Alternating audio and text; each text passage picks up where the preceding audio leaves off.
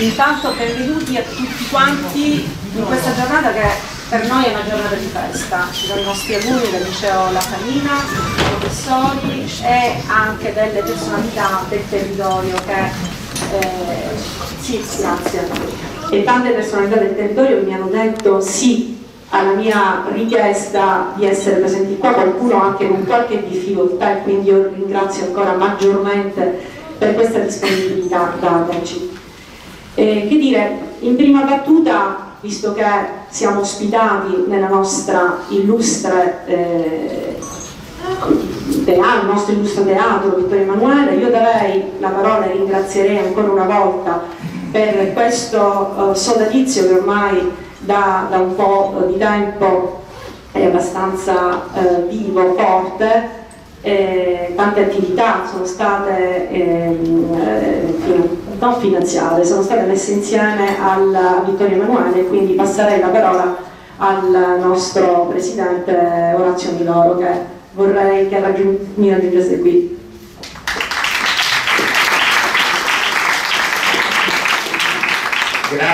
Grazie alla nostra preside, un saluto a nome mio personale ma a nome dell'ente a tutti voi. Non vi nascondo la gioia e la felicità di vedere una sala così piena di giovani, anche perché nel nostro amministrare questo ente abbiamo posto come primo elemento quello di riuscire, di sforzarci, ma ci stiamo riuscendo, ve lo assicuro, ad avvicinare il più possibile i giovani al teatro. Lo abbiamo fatto con vari momenti, lo facciamo con questa vostra splendida scuola che è il Liceo Classico La Farina, con la preside, con tutti i docenti che ringrazio per quello che fanno, ma lo stiamo facendo anche con le scuole medie, con le scuole elementari, aprendoli alla frequentazione anche delle prove generali delle nostre opere liriche. Vi devo dire che l'esperimento sta funzionando, perché finalmente anche qui in questo luogo che io spesse volte definisco il tempio della cultura del nostro territorio, ma i giovani, che io ripeto sempre essere sì il futuro, ma per me sono il presente, quindi dobbiamo riuscire anche oggi a fidelizzarli in questi luoghi. Dobbiamo riuscire a fargli conoscere quanto di bello c'è sul nostro territorio, ma soprattutto riuscire a farvi avviare un percorso di avvicinamento ai luoghi della cultura, del teatro, della danza, della musica. Parliamo di linguaggi, io spesso in momenti di cerimonie dico che nel nostro mondo si parlano oltre, pensate, 5.000 lingue, ma la lingua universale qual è? È la lingua della musica, che è quella che tutti comprendiamo, che supera ogni barriera, che supera ogni confine. E oggi siamo qui per aprire un nuovo format su un percorso di riscoperta, di valorizzazione del linguaggio della nostra lingua siciliana, del dialetto siciliano, un percorso che stenta a venire fuori, ma nonostante vi sia anche una norma specifica che ha sollecitato, ma poi non vi è stato il decreto attuativo, l'introduzione all'interno degli istituti. E il pensiero che un istituto classico come il vostro avvii un percorso del genere a noi ci fa soltanto piacere. Noi come teatro lo stiamo avviando e lo abbiamo già fatto nelle scorse stagioni. Lo stiamo facendo per un semplice motivo, che è anche il motivo per il quale siamo qui oggi, perché dobbiamo riuscire a capire che esaltare e conoscere le nostre origini, avere anche l'orgoglio dell'appartenenza delle nostre origini, è un percorso sul quale noi dobbiamo investire il nostro tempo. Spesse volte la lingua siciliana viene confusa. Ho ascoltato nell'introduzione di questi format la nostra professoressa Colosi che richiamava per esempio il film Il Padrino. Abbiamo molte volte avuto occasioni di registrare questa nostra cadenza dialettale, questo nostro linguaggio, ma il microfono è del teatro perché altrimenti mi inizio a preoccuparmi. Allora il vostro sono più sereno. Quindi diceva la professoressa Colosi, in questo percorso, questo è del teatro, state vedendo?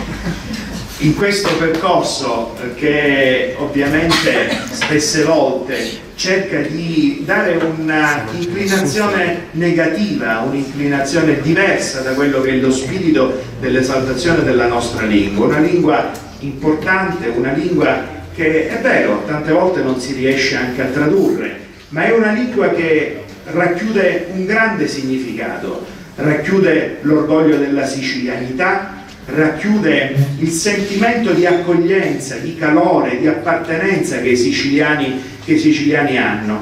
E devo dirvi che è bene che ogni tanto ognuno di noi riesca a posare quegli aggeggi malefici tecnologici che sono tanto utili, ma spesso non ci consentono di soffermarci qualche minuto per voltarci alle nostre spalle e capire, conoscere, apprezzare quali sono i nostri trascorsi, la nostra storia, la nostra cultura, le nostre tradizioni e la nostra meravigliosa musica. Siamo un popolo che non deve invidiare niente a nessuno e siete voi i primi ambasciatori di questa terra e dovete riuscire con orgoglio a riportare la dignità che non abbiamo mai perduto, ma che va sicuramente incentivata, che va sicuramente promozionata. Il teatro sta facendo il possibile in questo senso ed è per questo che, oltre a ringraziare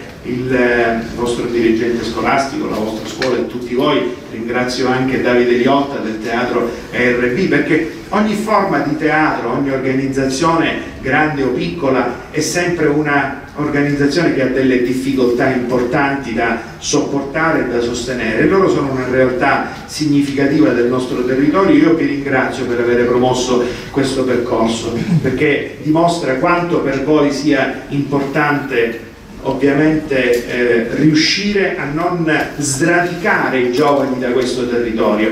A me fa tristezza ogni tanto vedere le statistiche che vedono questa flessione costante di questo fenomeno migratorio dei giovani.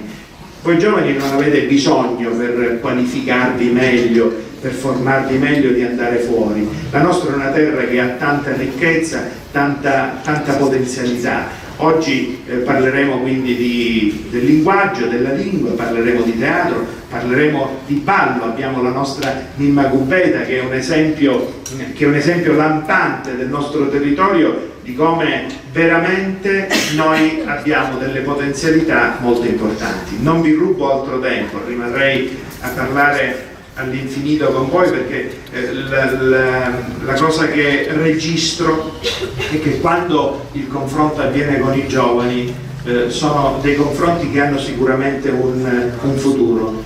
Vi lascio dicendovi che l'ultima prova generale della norma, che è un'opera lirica che dura oltre 3 ore, noi abbiamo avuto 1000 ragazzi qui, 1000. Nelle 3 ore e 20 dell'esecuzione dell'opera non è mai squillato un telefonino, nessuno ha mai aperto il telefonino disturbando, e a fine della rappresentazione gli applausi sono durati oltre 10 minuti. Questo è il percorso che noi dobbiamo intraprendere e dobbiamo convintamente andare avanti in questo senso. Grazie, sono convinto che da questa giornata ne usciremo ancora più forti e ancora più orgogliosi di appartenere a questa meravigliosa terra di Sicilia. Grazie.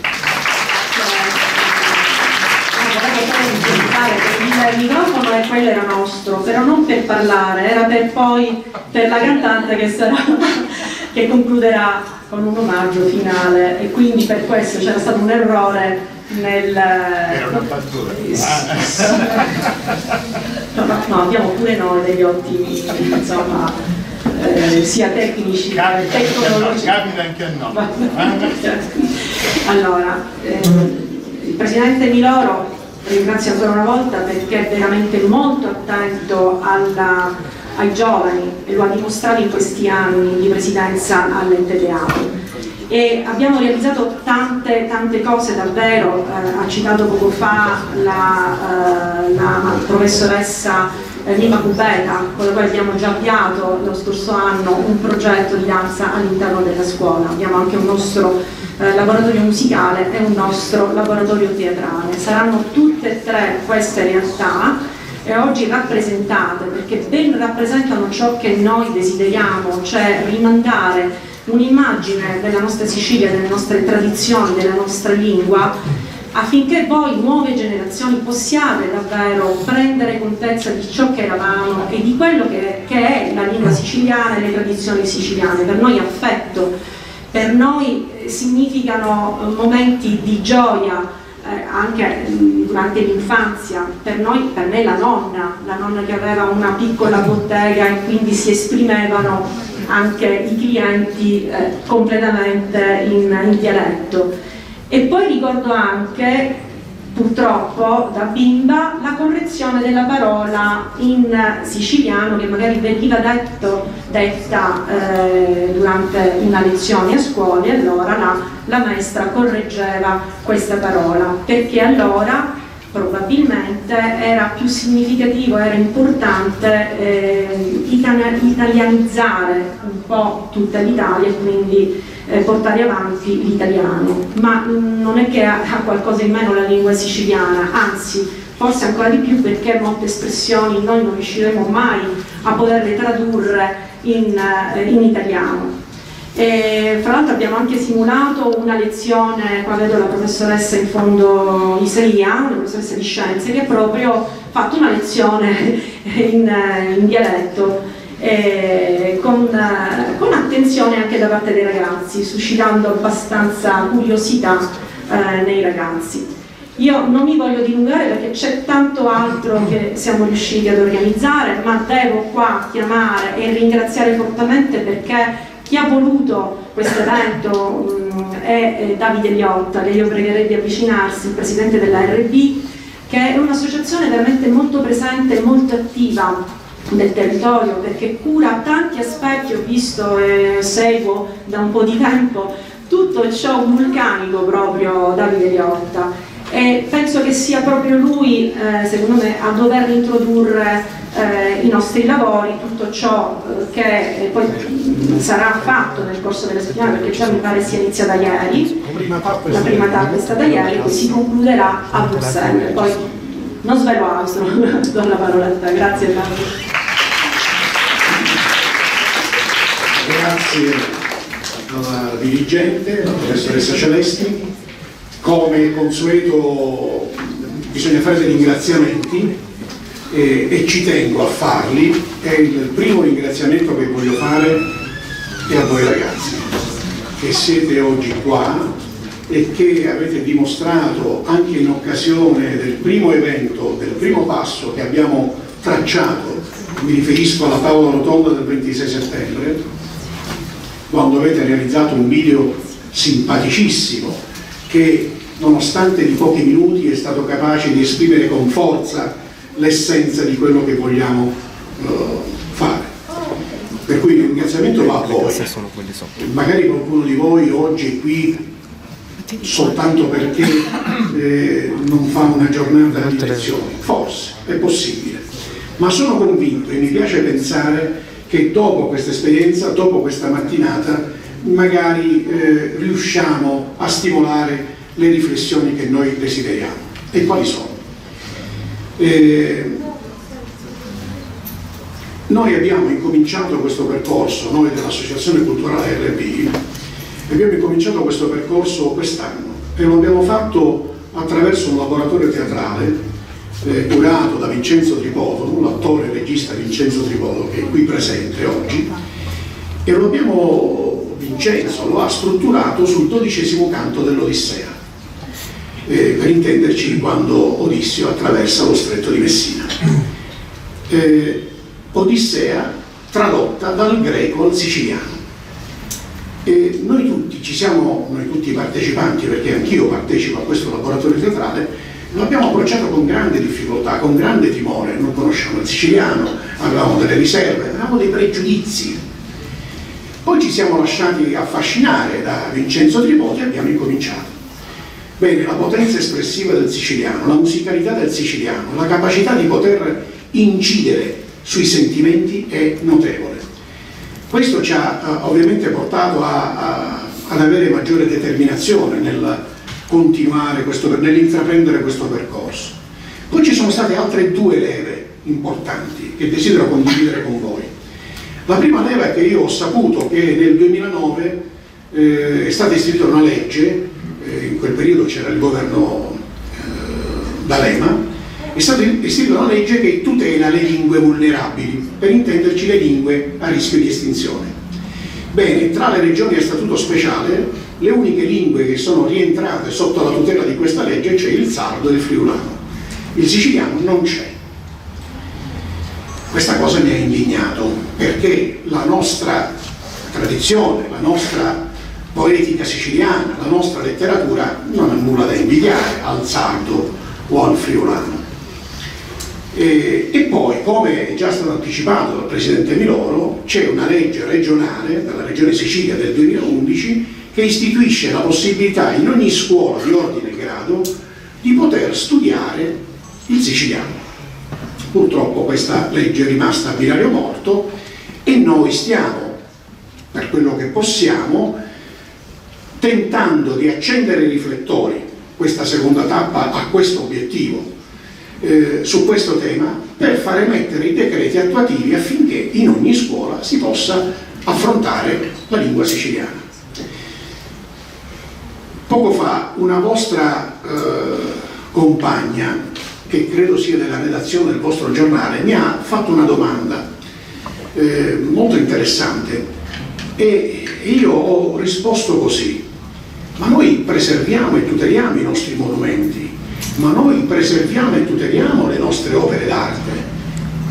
Perché la lingua siciliana, che parimenti identifica il nostro passato, la nostra storia e anche la bellezza della diversità che la Sicilia rappresenta, le varie dominazioni, le varie influenze? Bene, questi sono motivi che devono portarci a impegnarci sempre di più. Certamente esiste una lingua nazionale che è l'italiano e poi da liceo classico ovviamente siete un'eccellenza nello studio della lingua italiana, ma non possiamo trascurare quella che è una lingua identitaria. E sull'identitaria ne approfitto per fare una precisazione. Dobbiamo stare attenti a non farci strumentalizzare, cioè purtroppo esistono dei movimenti politici, esistono delle organizzazioni che sfruttano l'identità siciliana per movimenti separatisti, per movimenti autonomi. Bene, noi come Associazione Culturale RB non abbiamo nulla a che vedere con questo genere di movimenti e quindi il nostro vero obiettivo è contribuire a una valorizzazione culturale, contribuire a quel recupero della dignità della lingua siciliana, contribuire a superare quel pregiudizio che ne inibisce l'utilizzo. Questa seconda tappa è estremamente importante proprio perché insieme a un liceo classico, insieme a voi, e sono convinto che in questa squadra, composta anche da tanti di voi, riusciremo a fare grandi cose, riusciremo a, perché no, magari inserire nel prossimo cartellone del Teatro Vittorio Emanuele delle opere in lingua siciliana, perché no, valorizzare ancora di più la musica legata alla lingua siciliana. Non so quanti di voi hanno visto questo percorso caratterizzato da 11 tappe. Domani ad esempio siamo all'Istituto Comprensivo Isole Olie, anche loro hanno aderito, domani pomeriggio la Mondadori, poi il Mauro Rico, poi la Fondazione Albatros. Concluderemo domenica a Villa Cianciafara, dove appunto ci sarà la professoressa Alba Crea della Filarmonica Laudano, che tratterà questo tema della musica e della lingua siciliana, la musica colta, per cui non tanto il folklore, ci sta pure il folklore, ma da questo punto di vista vogliamo alzare un poco l'asticella. Ringrazio il Teatro Vittorio Emanuele per l'ospitalità che ha dato a questa iniziativa, Ringrazio la professoressa Antonietta Colosi, che è una mia cara amica e che quando l'ho coinvolta ha immediatamente sposato l'iniziativa e si è fatta tramite con la dirigente. Con la dirigente e con un altro gruppo di messinesi, alla fine di questo percorso di 11 tappe, proprio perché vuole essere un laboratorio, perché vogliamo raccogliere contributi e testimonianze, andremo a Bruxelles. Il 7 dicembre c'è un convegno su questo tema e un gruppo di messinesi rappresenterà la nostra terra. Io desidero ringraziare anche Todomodo, José Villari, che in questo momento non vedo. Perché? Perché molti di voi lo avranno seguito, perché lui prima di altri, in tempi non sospetti, nella sua comunicazione, nella scelta del linguaggio, spesso e piacevolmente ha utilizzato intercalari siciliani. Ecco, a me piace pensare che magari anche la Gazzetta del Sud, non so quando, ma potrebbe immaginare una rubrica al mese in siciliano, l'RTP, le radio. Facciamo in modo tale che ci riappropriamo dell'utilizzo della lingua siciliana senza vergognarci. Grazie per la vostra attenzione e buon inizio della seconda tappa della settimana della lingua siciliana. Grazie. Allora, io farei avvicinare i ragazzi del laboratorio teatrale del liceo classico La Farina, seguiti dal professore Crescenti, che ringrazio.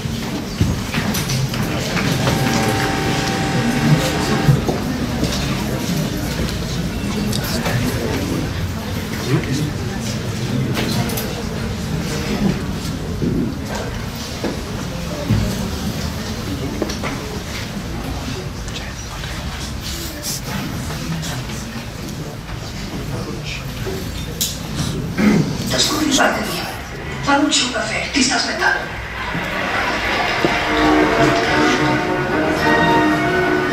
Vedo che se sono i 50 anni, sta così buona,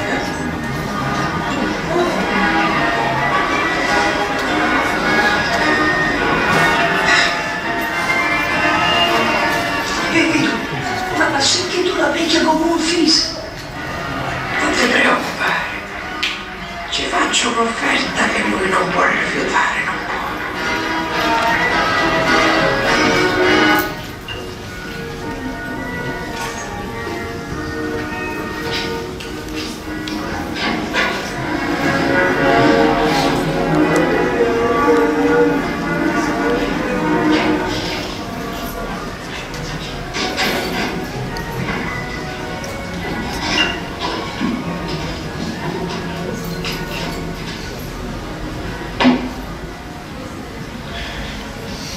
Se l'occhio non è ingannato, ci stanno 100 dollari su quel cappello.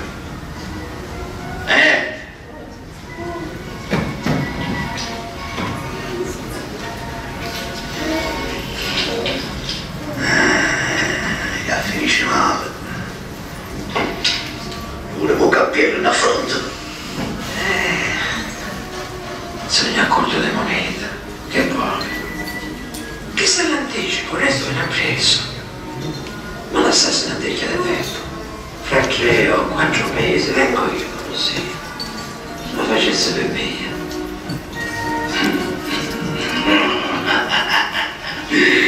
Vedo che la faccia nostra tenute manca. Se io fosse napoletano, pigliasse con me a servizio. Se vuole che gli picciotte cadano pelo fin lo stomaco. Il resto però lo porti prima stasera.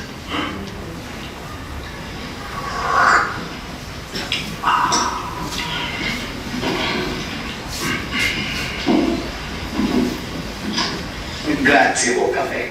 I 500 scudi me li porti a casa mia. E questa volta non te dai la faccia. Prima del 7 a casa mia.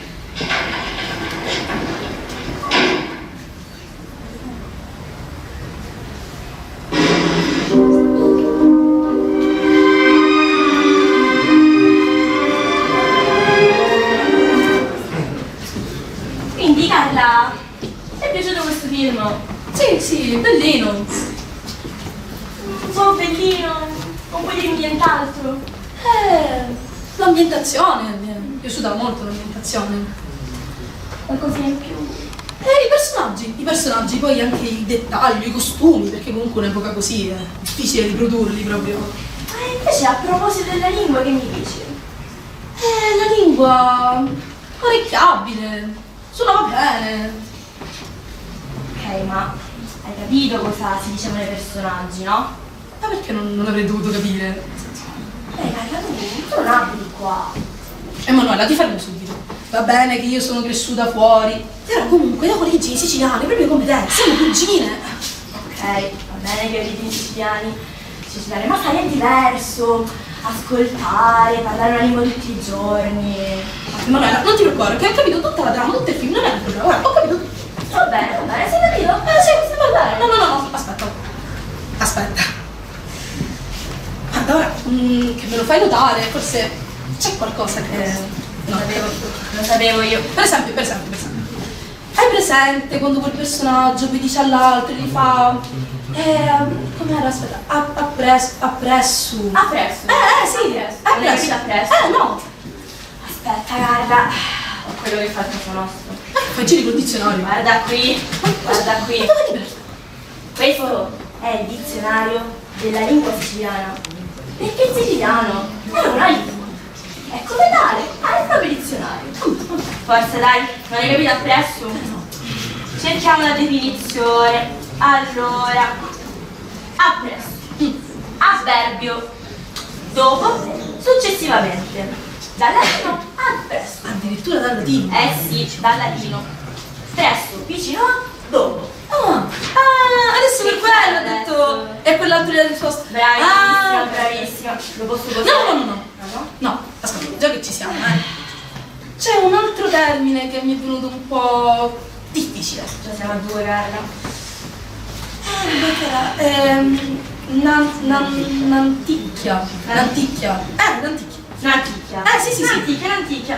Beh, effettivamente Nanticchia è un po' difficilotto come termine, quindi dai, qua li giustifico. Allora, Nanticchia, un po'. Equivalente a annicchia o tanticchia. Un tantino. Quando dici un po', un tanto. Ok. Va bene, adesso lo posso. No, aspetta. Dai, dimmi, forza. Aspetta, giusto perché è tra di noi, C'è un'altra parola che ho trovato un po' complicata.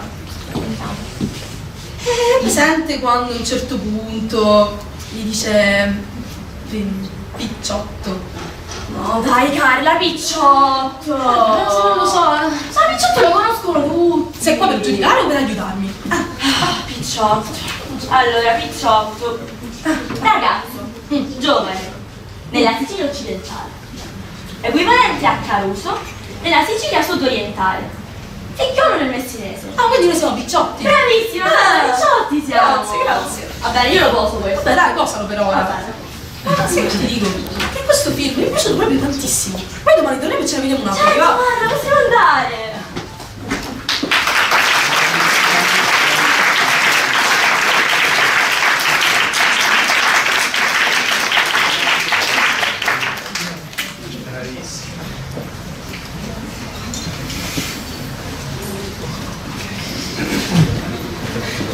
Adesso ci sarà la seconda parte dell'evento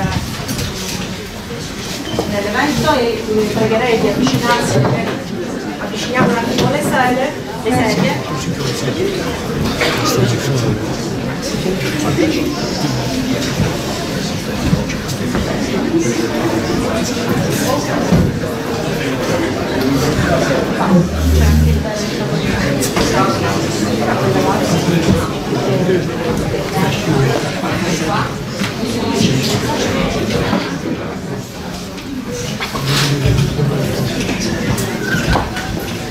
Allora, pregherei la professoressa Iraino, il professore Tomasello, il professore Scialino e i nostri professori Farina e Cavallaro ad avvicinarsi.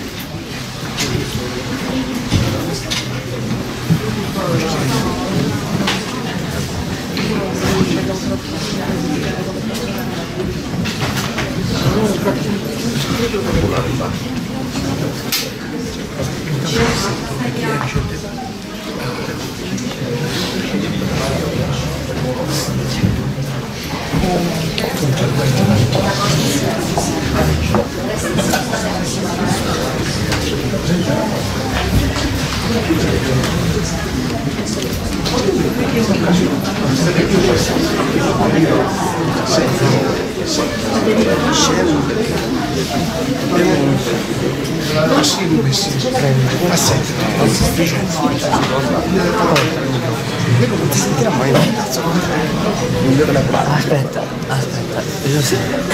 ha detto che di metterlo contro una cassa, ma le casse Allora, avevamo avuto l'idea di creare, vabbè, noi ci avviciniamo una cosa che è Giovanni.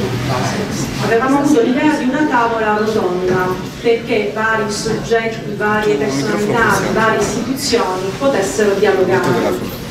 Dibattito sulla tematica che fin qua abbiamo introdotto e so che aveva una propria idea di avvio del tavolo. Scusatemi, io ho impallato. Allora, buongiorno a tutti e tutte, ciao ragazzi e ragazze. Dunque io mi occupo di filosofia, di pratiche filosofiche. E dunque dice, ma che c'azzecca questa cosa con il dialetto? Di fatto in realtà non c'entra granché in generale, sembrerebbe che non c'entrasse granché. Però il metodo che vi voglio condividere è quello per cui mi piacerebbe cominciare dalla condivisione della mia ignoranza, un po' una posizione fra virgolette socratica, non credo di essere assolutamente Socrate, però lui aveva come idea il fatto che noi non conosciamo. E dal punto di vista, diciamo, della nostra curiosità, il fatto di non conoscere è una grandissima risorsa. E dunque ringrazio le due mie amate, la preside e la professoressa Antonietta Colosi, per avermi fatto fare un bagno di ignoranza, perché io il dialetto non lo conosco, per cui sono anche un po' fuori luogo per certi aspetti qui. Però questa diciamo, voglia di immergermi nel dialetto come lingua mi ha sempre un pochettino stuzzicata sin da piccola, proprio perché non conoscevo il dialetto. Non sono, ripeto, un esperto, io all'università lavoro sulla progettazione dei servizi formativi per l'infanzia, lavoro sulla filosofia dell'educazione e lavoro nei territori di Messina, per cui Caterina probabilmente mi ha chiamato anche perché sa che con i territori, anche con il mio amico Giacomo Farina, con cui lavoriamo insieme alla Fondazione Arcimus Sorca, abbiamo una certa familiarità, quindi con il linguaggio che muta abbiamo una certa familiarità, accogliamo la lingua che cambia a partire dall'esperienza.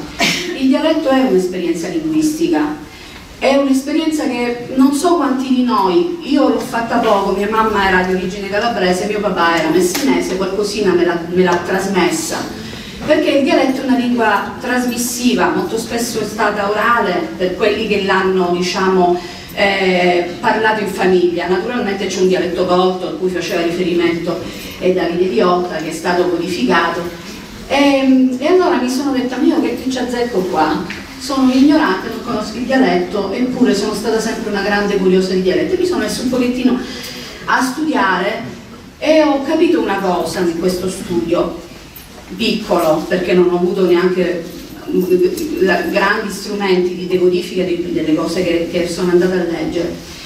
Il dialetto per me rappresenta quello che diceva il dottore Miloro, ma anche quello che diceva poco fa il presidente di Harvard. È la necessità di un ritorno a casa, di una lingua materna, l'ha detto anche la vostra preside. È una lingua materna che ci accoglie, diceva proprio, in un sentimento di appartenenza e di accoglienza che caratterizza noi siciliani. Quindi è una matria proprio, un grembo che va riscoperto. E i ragazzi oggi, a differenza di quanto in realtà, diciamo, sembri, i ragazzi un poco sono curiosi nei confronti del dialetto. Ho letto qualche studio di una docente dell'Università di Catania che di recente, che lavora da anni proprio sulla riscoperta della lingua siciliana, e di recente ha fatto uno studio sulla lingua e i giovani, sulla lingua dialettale siciliana e i giovani, perché si è resa conto, infatti la vostra professoressa, la vostra preside vi ha detto che andranno alla comunità europea, che il fenomeno del ritorno al dialetto è un fenomeno piuttosto diffuso in Europa, non solo in Italia, e si incastra nei meccanismi della globalizzazione, di cui voi più di noi sarete i futuri agenti nel mondo.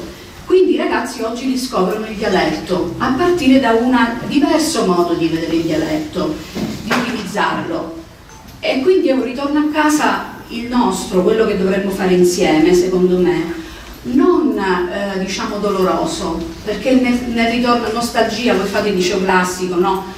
Nostalgia significa un doloroso ritorno a casa. Ulisse, su cui vi siete intrattenuti quest'anno, questa bellissima iniziativa del mio amico Vincenzo Tirgodo, è un ritorno a casa doloroso. Invece forse oggi i giovani, noi, mi metto pure io in questa cosa della curiosità, avremmo bisogno di un ritorno a casa più legato alla gioia, alla creatività, alla possibilità che le lingue hanno di cambiare la società, di essere un legame con la società. Ho preso alcuni appunti, un legame vivo con la società, un legame che parla di relazioni con la memoria del passato, ma che si proietta verso un futuro che nasce anche dalla rielaborazione delle arti, la musica,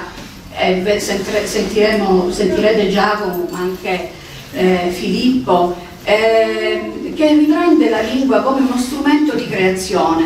E siccome voi siete giovani e la lingua la usate e probabilmente usate anche il dialetto in una forma, diciamo,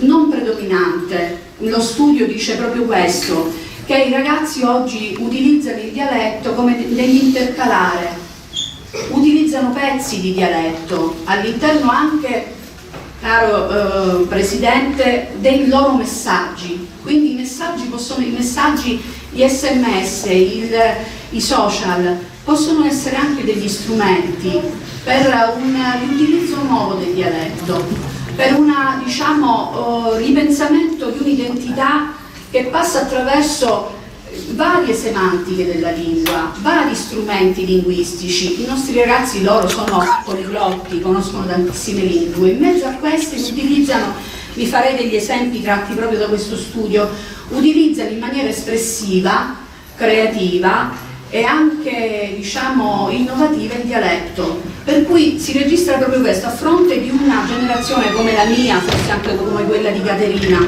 della vostra preside, che aveva rimosso il dialetto perché appunto nelle scuole si correggeva, c'era la necessità di omologare tutti in una lingua principale, la lingua italiana, e quindi la scuola è stata il primo strumento per omologare un poco la lingua, ma in questa omologazione della lingua si sono omologate anche le emozioni, quei sentimenti e quelle specificità che le lingue portano e che legano le lingue al loro territorio. Molte delle parole dialettali del passato, e immagino che quelle che usate voi derivino anche da quelle, hanno un legame con la realtà contadina, con la realtà della trasformazione anche della terra, che era quella, diciamo, la realtà a cui si rifaceva chi doveva utilizzare il dialetto.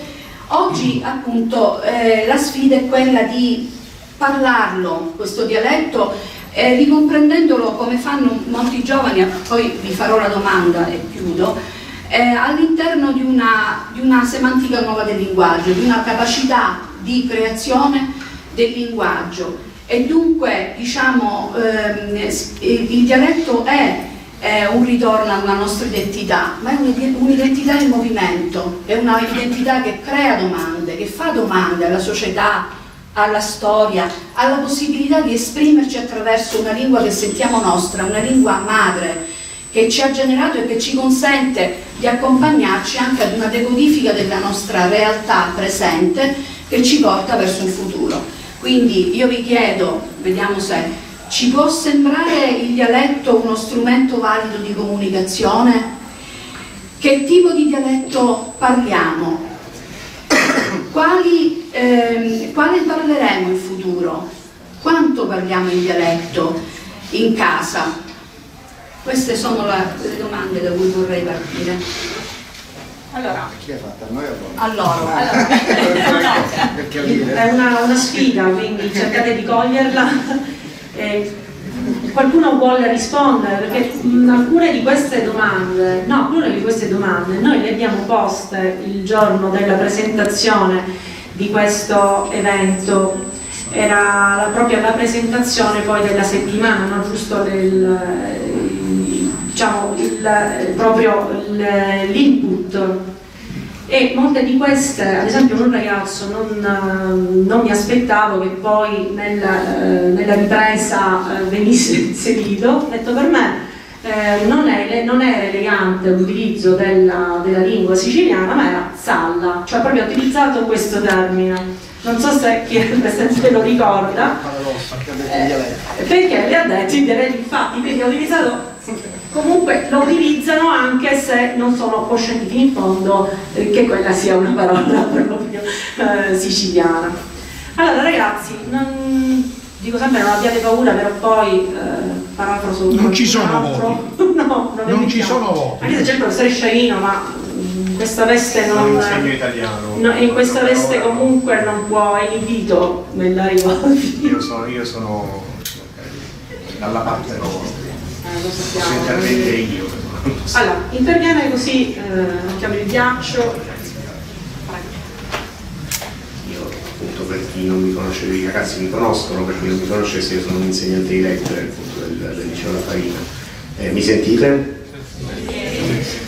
Già sugli interventi che sono stati fatti, secondo me, e anche questo appunto ho apprezzato il fatto che siete stati chiamati in causa per dire la vostra, perché ovviamente una lingua non esiste se non esiste nessuno che la parla, o quantomeno che la comprende, che la capisce. Io insegno lingue antiche e continuamente mi dicono che insegno lingue morte, il che non è vero, perché se una lingua la capiamo e ci comunica qualcosa, morta non è. E quindi ciò che riguarda il siciliano penso che possa essere riferito in generale alle lingue. Mi è venuta in mente intanto la necessità proprio mia di fare un pochino di chiarezza come punti di partenza metodologici, cioè la distinzione intanto di che cosa possiamo intendere per lingua, no? Ovviamente veicolo di comunicazione e anche di salvaguardia, recupero, riscoperta culturale, perché abbiamo toccato, hanno toccato tutti questi punti e anche di più.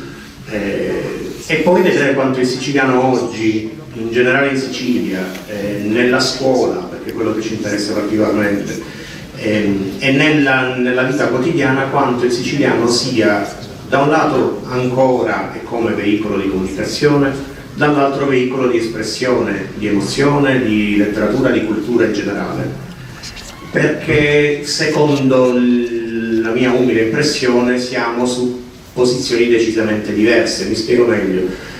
Tutti noi abbiamo, anche i ragazzi hanno piena coscienza, parlo dei ragazzi nostri del nostro liceo, ma in generale comunque la scuola ha sempre avuto attenzione anche al territorio, almeno da quando sono alunno io, e quindi un po' di anni sono passati, per cui quello che è l'eredità, la tradizione culturale, sia popolare sia colta, espressa in siciliano e da siciliani, diciamo che noi, bene o male, un sentore ce l'abbiamo anche come ragazzi, tralasciando anche il fatto che scrittori di origine siciliana o che parlano della Sicilia hanno dato lustro notevole alla letteratura, non solo siciliana, alla letteratura italiana e anche europea, si può dire, perché ci sono autori che indubbiamente sono considerati europei, che abbiano scritto o meno in siciliano. Però c'è da dire questo è per quanto riguarda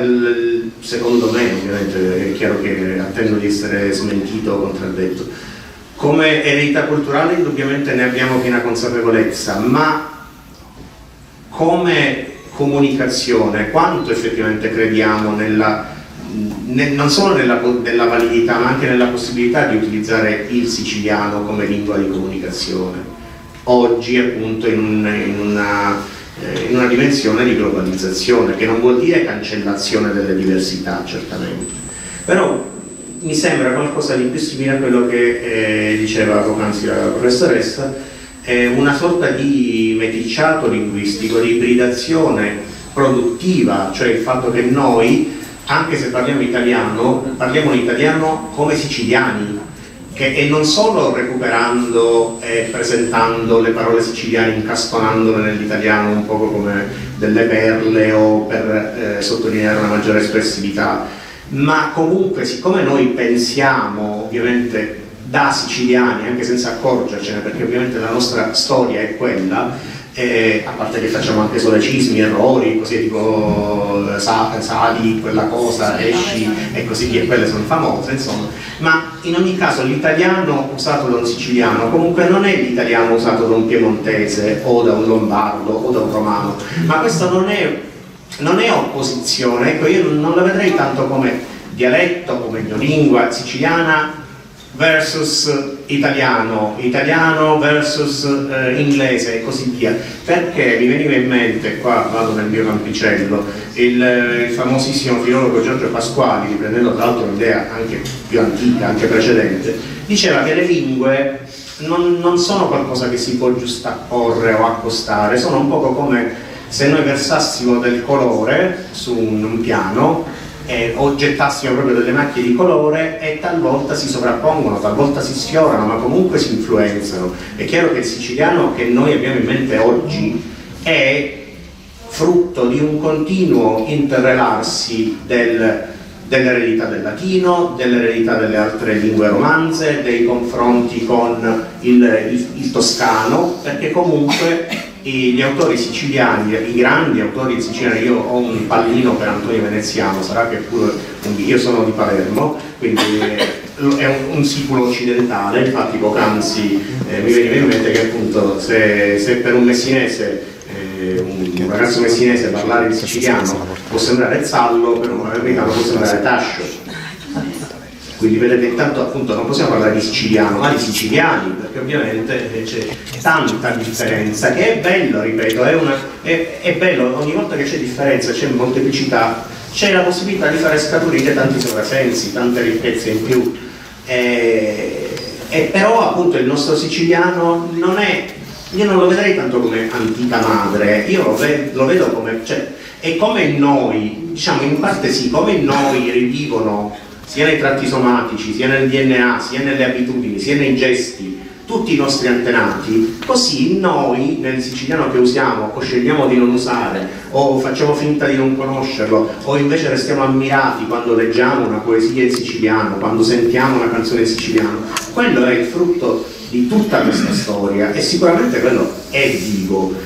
Poi nella vita quotidiana noi lo possiamo applicare o meno, chiaramente questo vorrei sentire le voci decisamente più autorevoli della mia, però non so, spero di aver dato qualche spunto ai ragazzi soprattutto. Grazie. Sono le ragazze che volevano intervenire, benissimo. Cominciamo la telecamera. Buongiorno a tutti, mi presento, sono Mario Cappuccio e sono uno dei protagonisti del video che ha realizzato la scuola.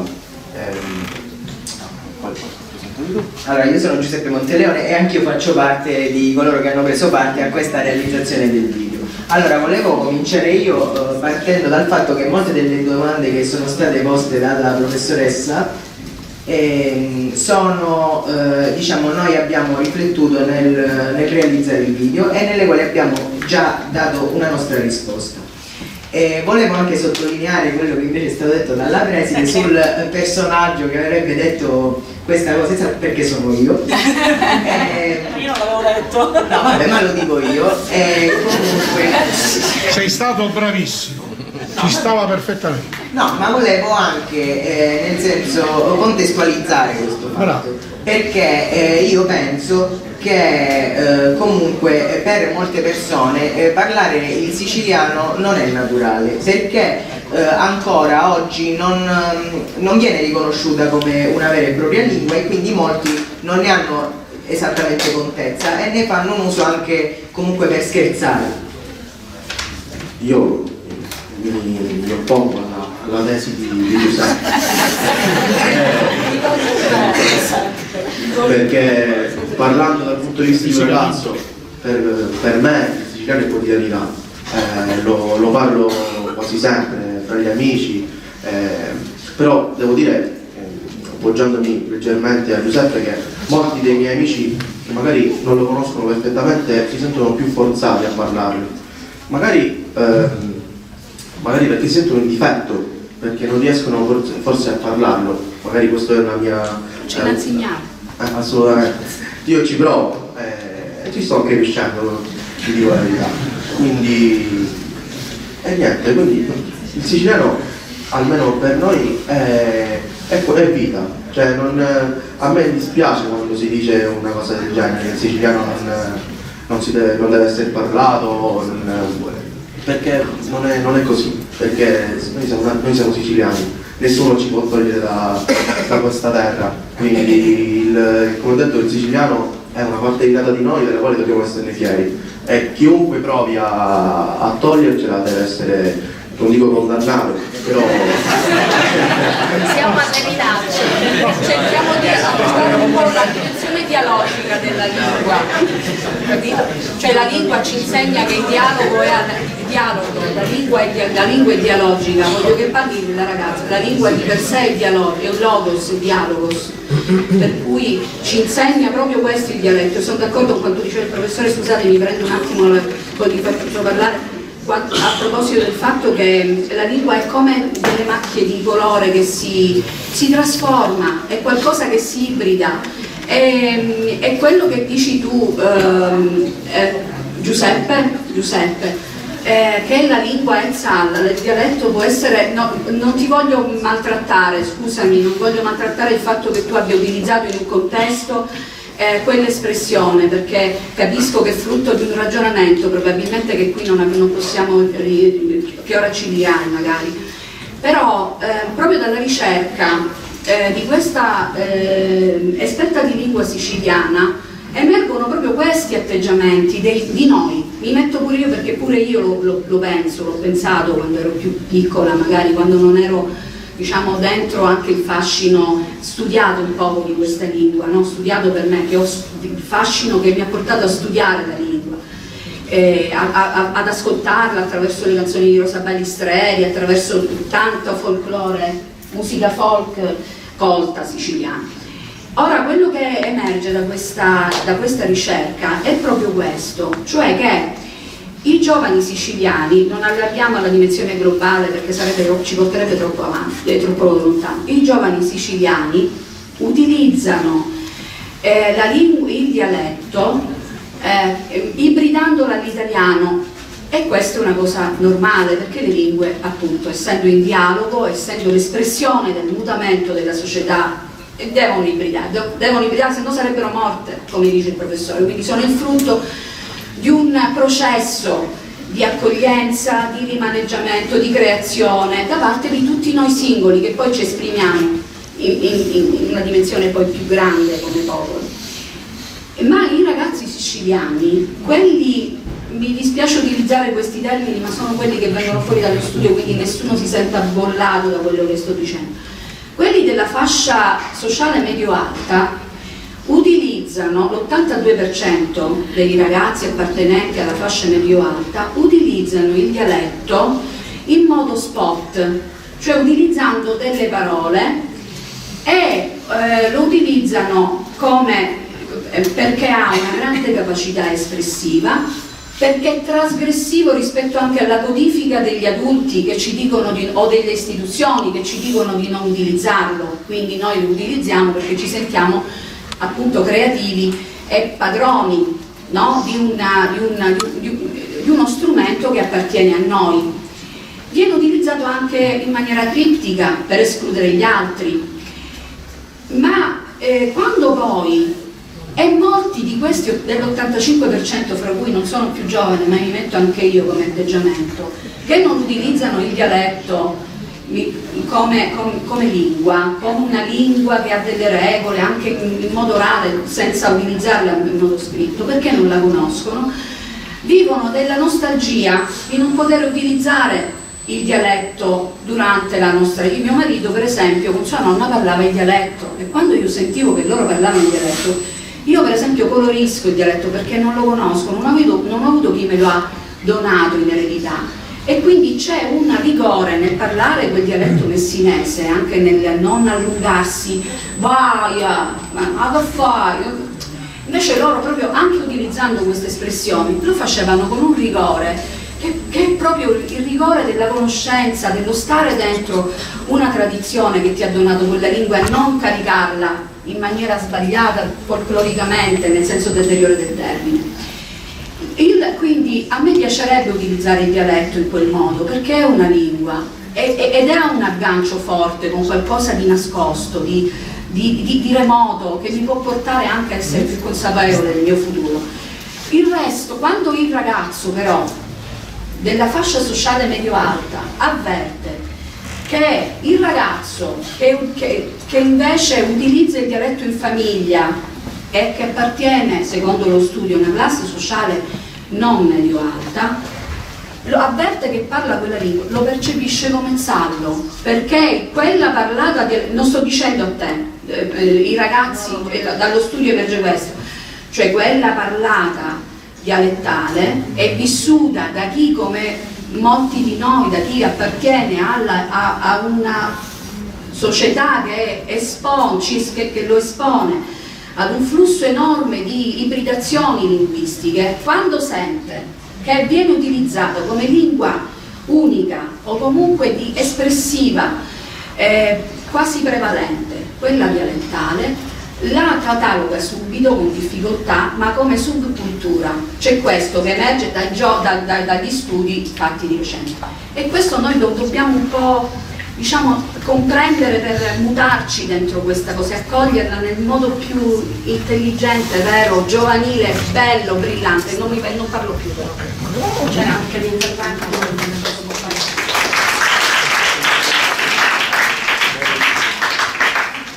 Allora, io volevo dare una breve testimonianza di come una persona giovane, cioè io, che non è stata educata al dialetto nella sua vita, poi io ho sentito tantissimo la mancanza del dialetto, perché allora i miei genitori sono tutti e due originari di San Fratello, che è un paese dei Nebrodi.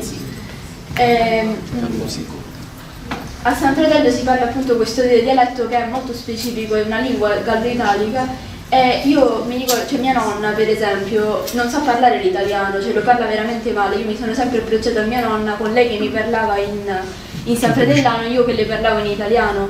Mia mamma ha imparato l'italiano a scuola, perché nella sua famiglia non si parlava l'italiano, cioè lo disconoscevano proprio l'italiano. Poi io, quando ero piccolo, mi sono trasferito in Veneto e ho perso un po' il contatto con la mia cultura siciliana, anche perché non avevo la famiglia lì, la famiglia siciliana. E io mi ricordo che quando tornavo qua a Messina per le vacanze in estate, io chiedevo sempre a mia nonna di insegnarmi il sanfratellano, perché volevo proprio sentirmi in contatto non solo con la terra ma anche con la mia famiglia. E io invidiavo tantissimo mia mamma, perché sentivo proprio che mia mamma, che cioè, appunto, parlava sanfratellano e italiano allo stesso modo, fosse bilingue, e in quel suo bilinguismo riuscisse a conciliare due parti della sua cultura che io non riuscivo a conciliare, che poi io lì ad imparare a parlare il sanfratellano non sono mai riuscito, però lo capisco e almeno quello, cioè, mi permette di comprendere una parte della mia cultura. Grazie.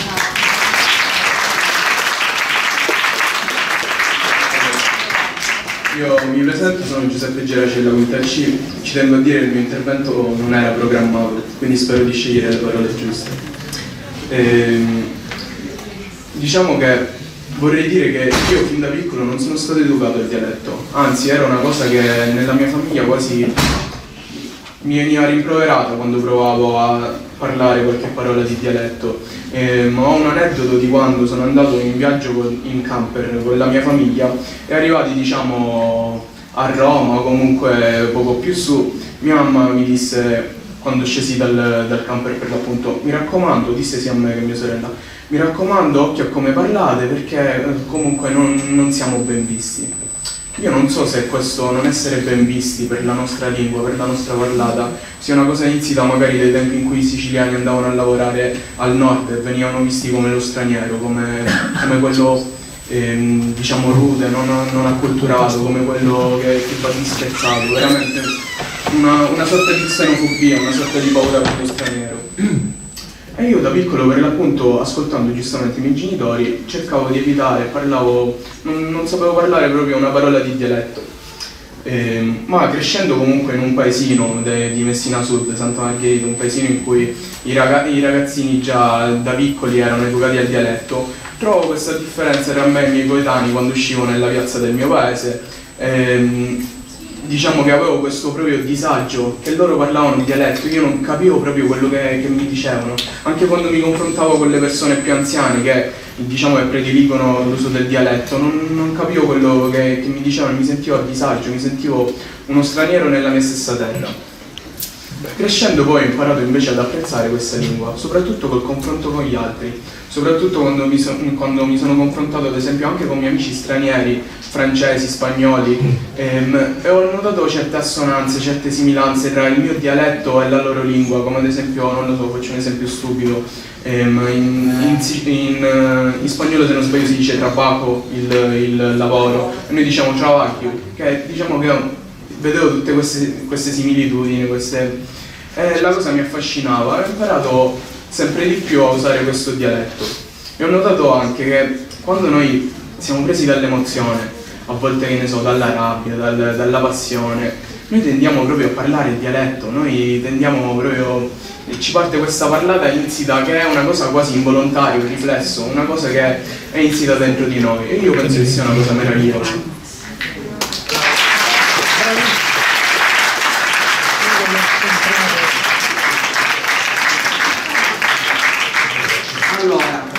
Vorrei ricollegarmi semplicemente all'ultimo intervento che è stato fatto riguardo appunto le influenze linguistiche, collegandomi alle influenze linguistiche straniere sul siciliano, per esempio con lo spagnolo, ma vorrei anche denotare come l'evoluzione del siciliano è stata anche marcata da un'influenza quasi che ha portato anche alla perdita di alcuni termini un tempo molto utilizzati da parte dell'italiano, quindi pure lo stesso siciliano è stato modificato all'italiano. Per esempio, principalmente voglio fare degli esempi come con alcuni termini derivanti dal francese, tipo bicchiere, una volta si diceva verru, simile a ver in francese, adesso è molto meno utilizzato, adesso è quasi inutilizzato del tutto, come anche forchetta, si dice semplicemente fucchetta, ma una volta si diceva più comunemente broccia, se non erro, che deriva appunto dal francese broche. Quindi anche quando non penso sia molto facile restaurare il siciliano esattamente come era una volta, dovrà purtroppo avere i cambiamenti che ha adottato, che ha sviluppato nel corso del tempo. Quindi un siciliano ortodosso non può esistere, anche per dire le sue forme dialettali provinciali, come per l'appunto, come ha detto il professore Ceino, il palermitano che utilizza dei termini specifici, il catanese utilizza dei termini specifici, il serbo utilizza dei termini specifici, quindi anche quando ognuno dovrà avere una sua costituzione come insegnamento linguistico dovrebbe essere affidato a seconda anche della zona in cui si trova. E con la comunicabilità come la metti? Con la comunicabilità. Se già uno di un paese non riesce a capire. E questo è anche vero, però è un... È quello che dicevamo prima, se l'obiettivo della lingua è il recupero culturale siamo d'accordo, ma se la comunicazione... infatti L'esperanto siciliano. Una sorta di lingua franca, ma c'è di per sé l'italiano agisce come lingua franca in tutta Italia, perché ognuno in ogni regione ha un suo dialetto o lingua, come vogliamo mettere, anche nel nord, anzi devo dire la verità, al nord hanno resistito molto di più le lingue locali, che è triste dirlo però è così, nonostante sia considerata da molti più Italia lì che qui, però sì, anche questo è ovviamente vero. Però in Sicilia c'è stato un po' di sfortuna dal punto di vista anche di conservazione della lingua. Va detto però che la cultura siciliana, per essere preservata, necessita di una maggiore consapevolezza da parte degli individui stessi. Qui il professore qui presente... Non sono professore. Come mi devo riferire a lei? Davide Riotta. Il signor Davide Riotta qui ha citato, cioè si è dissociato volutamente, posso comprendere benissimo perché dai movimenti autonomisti e indipendentisti, posso capire la ragione, perché alcuni potrebbero avere delle connotazioni estremiste eccetera, però anche quello serve secondo me per avere una maggiore consapevolezza della propria identità locale, è necessario secondo me. Una volta l'indipendentismo diciamo era molto più importante di quanto non lo sia ora, adesso è un movimento parecchio di nicchia, oserei dire. Invece l'autonomismo ancora non c'è, però purtroppo è associato a politiche, esatto, corruzione, eccetera. Quindi purtroppo è molto sfruttato e strumentalizzato. Però anche quello secondo me è importante dal punto di vista dell'identità culturale, perché se dobbiamo mantenerla, manteniamola anche attraverso questo.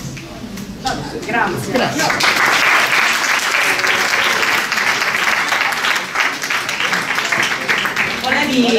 Giuseppe, prego. Vai Giuseppe. No, è giusto, allora questi sono i ragazzi del liceo classico La Farina. Un applauso perché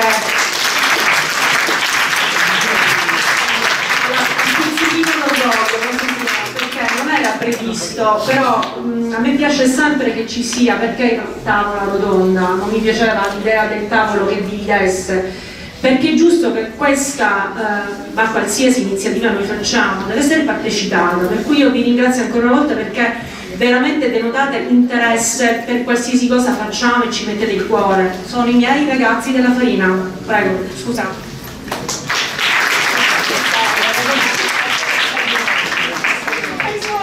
No, io volevo solamente terminare il discorso perché poi era rimasto nell'aria.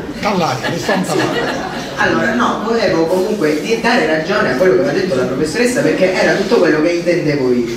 In quanto, appunto, come ha detto lei, non lo volevo dire, comunque c'è una parte comunque medio-alta, no, lei l'ha detto, che vede comunque la lingua siciliana quasi come una trasgressione. Ma perché è una cosa che non viene resa normale, in quanto molte famiglie ormai cercano di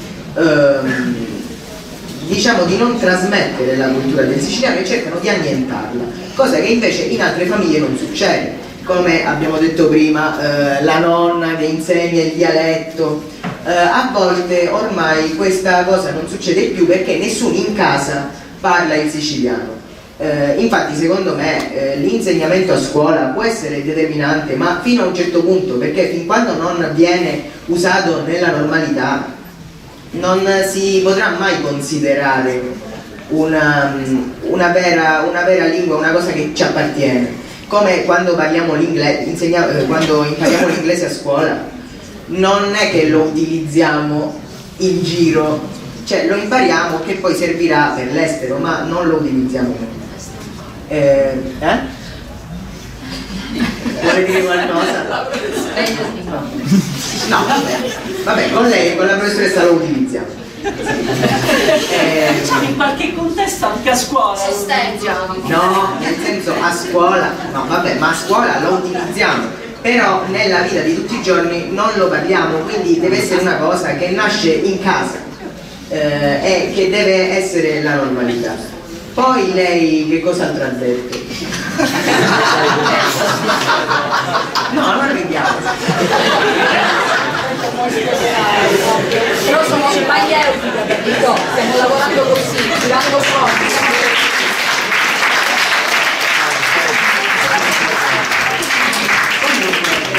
Comunque no, io quello che ha detto infatti sono contento perché da un lato era come se fosse, diciamo, non una critica, ma comunque una spiegazione a quello che avevo detto, ma nell'altro era quello che avevi detto anche. E quindi mi fa piacere questa. Maieutica, Socrate, stiamo lavorando in questo modo. Esatto. La lingua madre. Infatti questo è quello che volevo dire. Se c'è qualcos'altro torna.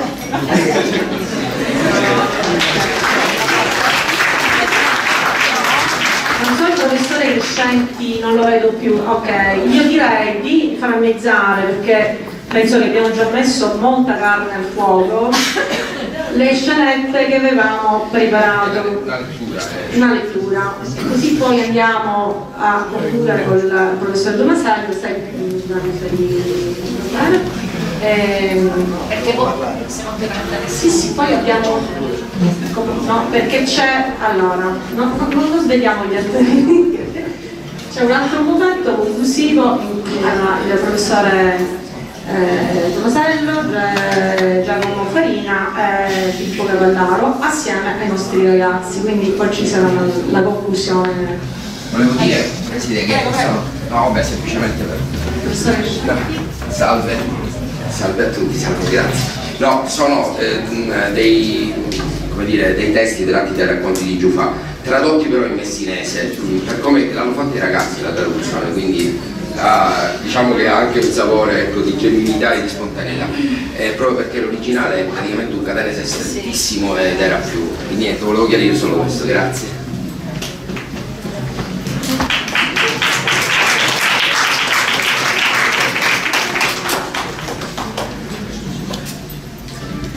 Giufà era stato e Gesù.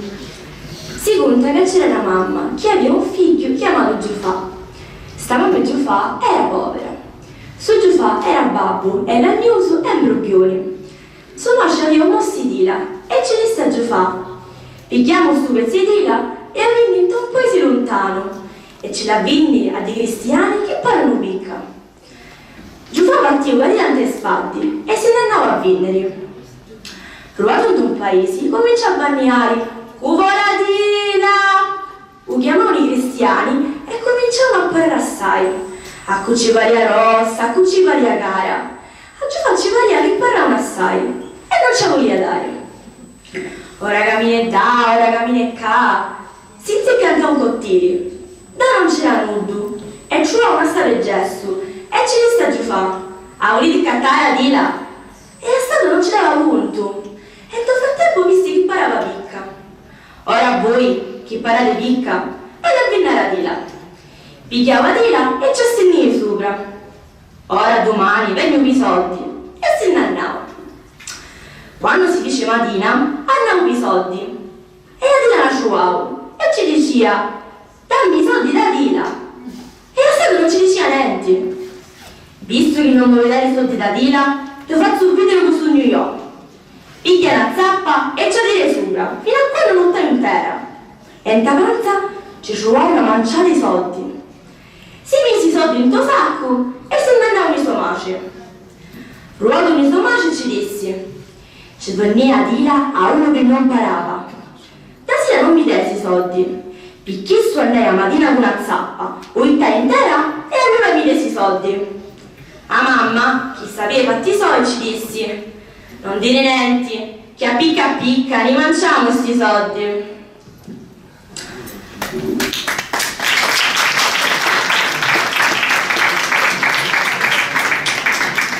Botta e risposta.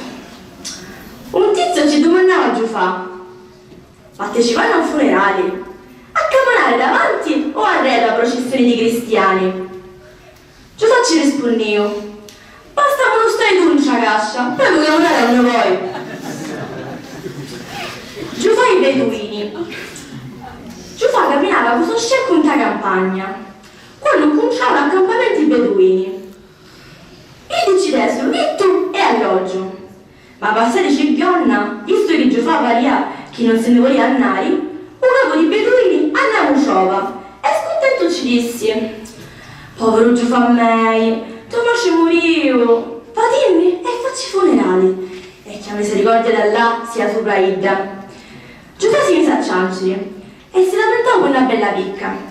All'ultimo ci disse: se chi dopo là, così sia.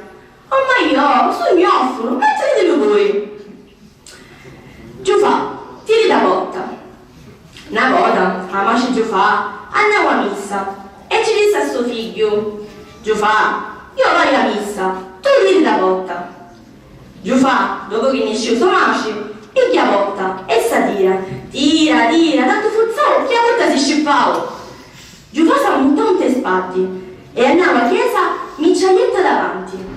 Caccia la botta, sono cose chisti.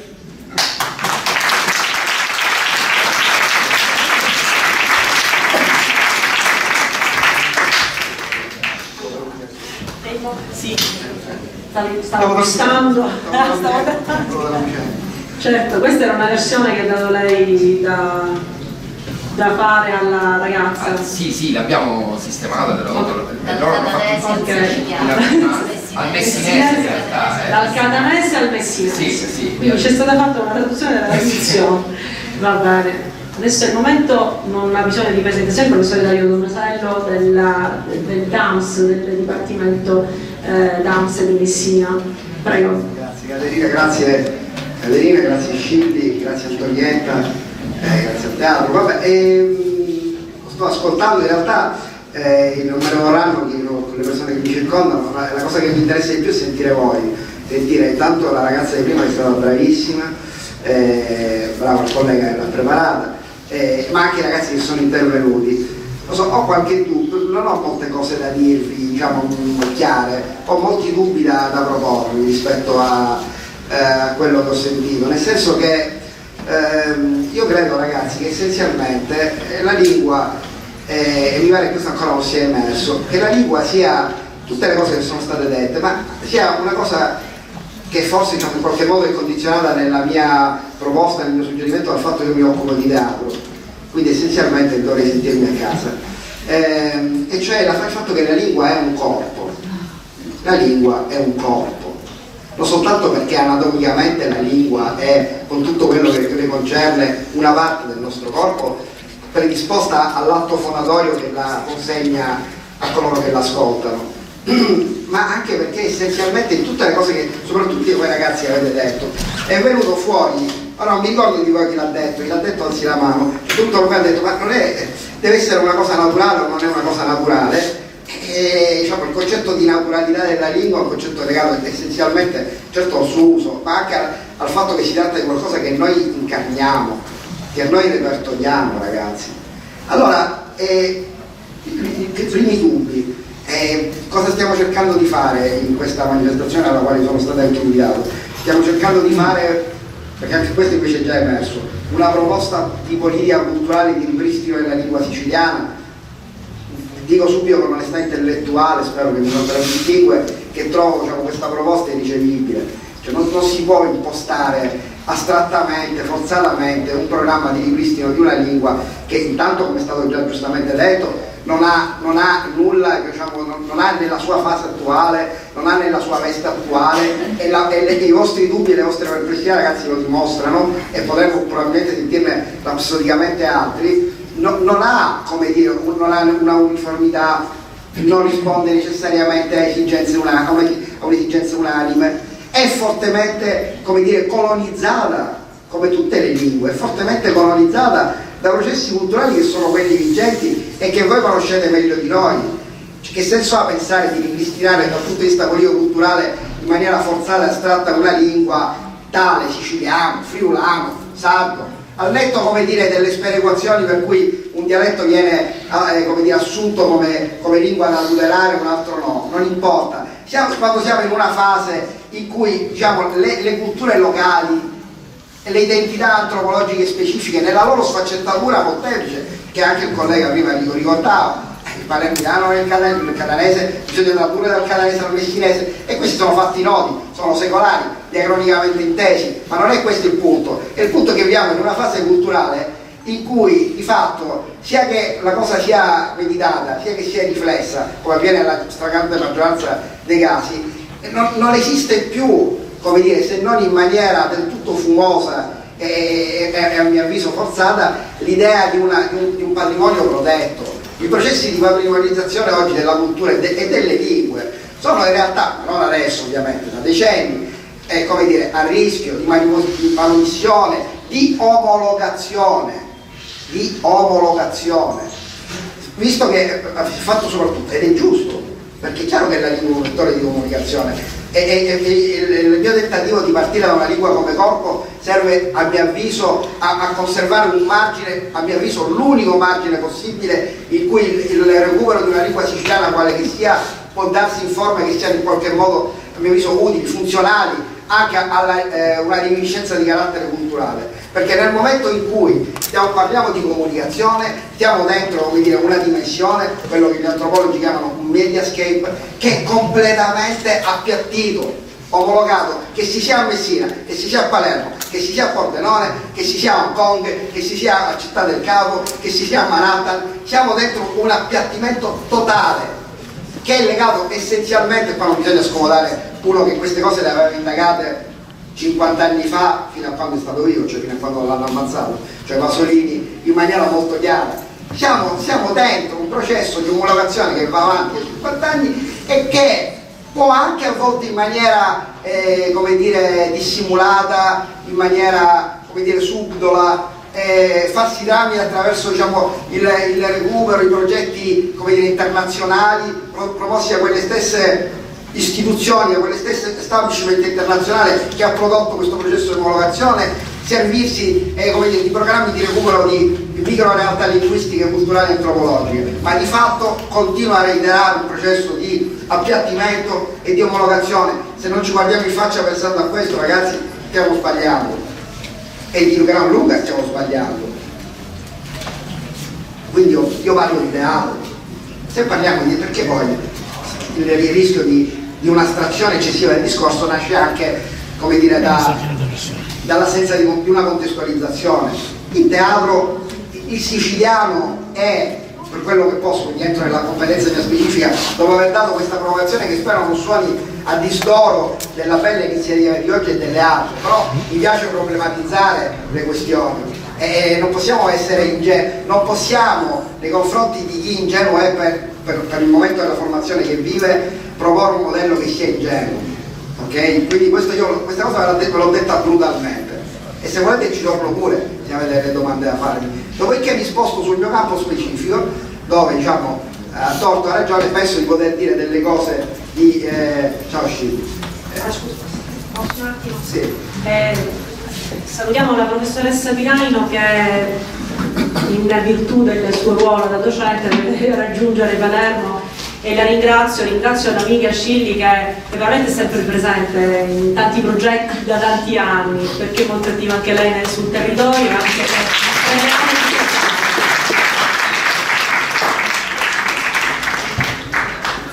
Dopodiché entro, diciamo, la questione del teatro, la questione del teatro dice con molta non so se è qualcosa che avete affrontato nell'ambito del laboratorio, che il siciliano è una lingua funzionale al teatro. Chi di voi, ragazzi, non mi ricordo chi di voi ha detto: quando io sono in una situazione di particolare intimità, di particolare confidenza, uso il dialetto. Qualcuno, forse la stessa Scilli, già che suo marito usava il dialetto con i nonni.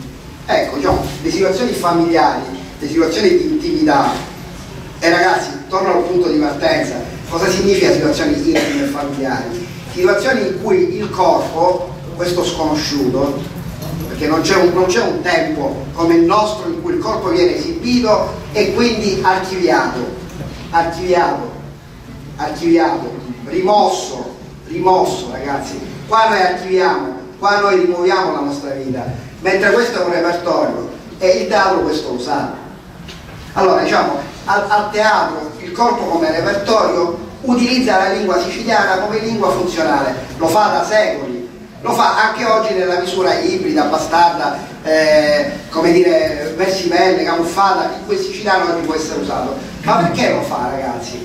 A questo punto mi prendo 5 minuti solo per dire questo, per dire: uno, l'italiano per secoli, forse informazioni che al laboratorio sono passate, non so, dimmi tu collega, ma mi piace ribadirlo: l'italiano per secoli a teatro è stata una lingua disfunzionale. Perché? Perché è una lingua letteraria, la lingua letteraria non è una lingua utilizzabile per il teatro. Perché oggi non vediamo in programmazione, lasciamo stare questo teatro, in generale nei teatri, perché non vediamo in programmazione nei teatri italiani, che ne so, testi di Federico Della Valle? Perché l'italiano letterario al teatro è una schifezza, insopportabile, è falso proprio perché la lingua è un corpo. La lingua a teatro pretende che nel momento in cui io la pronuncio, nel momento in cui sono in dove sono i ragazzi? Dov'è quella ragazza che ha parlato prima? Come ti chiami? Io, Emanuela. Emanuela, vieni qua. Interrogata.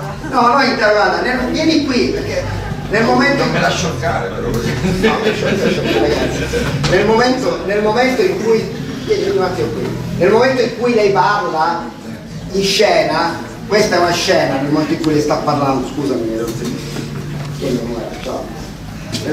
momento in cui lei parla è in scena, è il suo corpo che parla, è di tutta evidenza, mi rendo conto, non sto dicendo una cosa geniale, però siccome viviamo in un tempo consegnato al fantasma di noi stessi, il fatto che ci sia un corpo che parla oggi forse è qualcosa di già più originale. Le parole che dice passano attraverso la sua lingua, questa, il suo corpo, questo, che non è il mio, non è quello dei ragazzi che hanno parlato, ognuno dei ragazzi, io vi ho guardato, i ragazzi che parlavano prima, neanche lei, ognuno di voi ha un corpo diverso, ha un tono diverso, ha una modalità diversa di gestire la lingua che passa attraverso una prossemia, attraverso dei segni gestuali. Allora, se il siciliano è una lingua funzionale a teatro, e lo è stata per secoli, come altre lingue italiane, è perché è una lingua che, sì, qualcuno l'ha detto anche prima, questo, scusate le spalle ragazzi, che si repertoriava e si trasmetteva oralmente, perché nel momento in cui le pronuncio una parola qua, deve essere credibile, se no non l'ascoltiamo più. E l'italiano letterario che è stato usato per secoli non era credibile per corpi che comunicassero realmente. È una cosa che faceva Mattina Manzoni, che scriveva, diciamo, lo stai studiando Manzoni a scuola? L'ultimo anno, scriveva a Foglielli, dice, ma perché Molière, se va in scena in Francia, lo capisce il fabbro e lo capisce anche il principe, e se io invece voglio scrivere una cosa, poverino, ci aveva provato, pessimi risultati, è un drammaturgo, è un grandissimo poeta, ok? Ma è un drammaturgo mediocre Manzoni, non è cosa sua, infatti ha fatto un romanzo poi, che è un'altra cosa, con altri problemi. Quindi voglio dire, nel momento... Si è stancato, nel momento in cui siamo in scena dobbiamo utilizzare una lingua libera. Il siciliano lo è stato, il napoletano lo è stato, il veneto lo è stato, il romano lo è stato. Sapete cosa diceva un grande drammaturgo che si chiamava Edoardo De Filippo?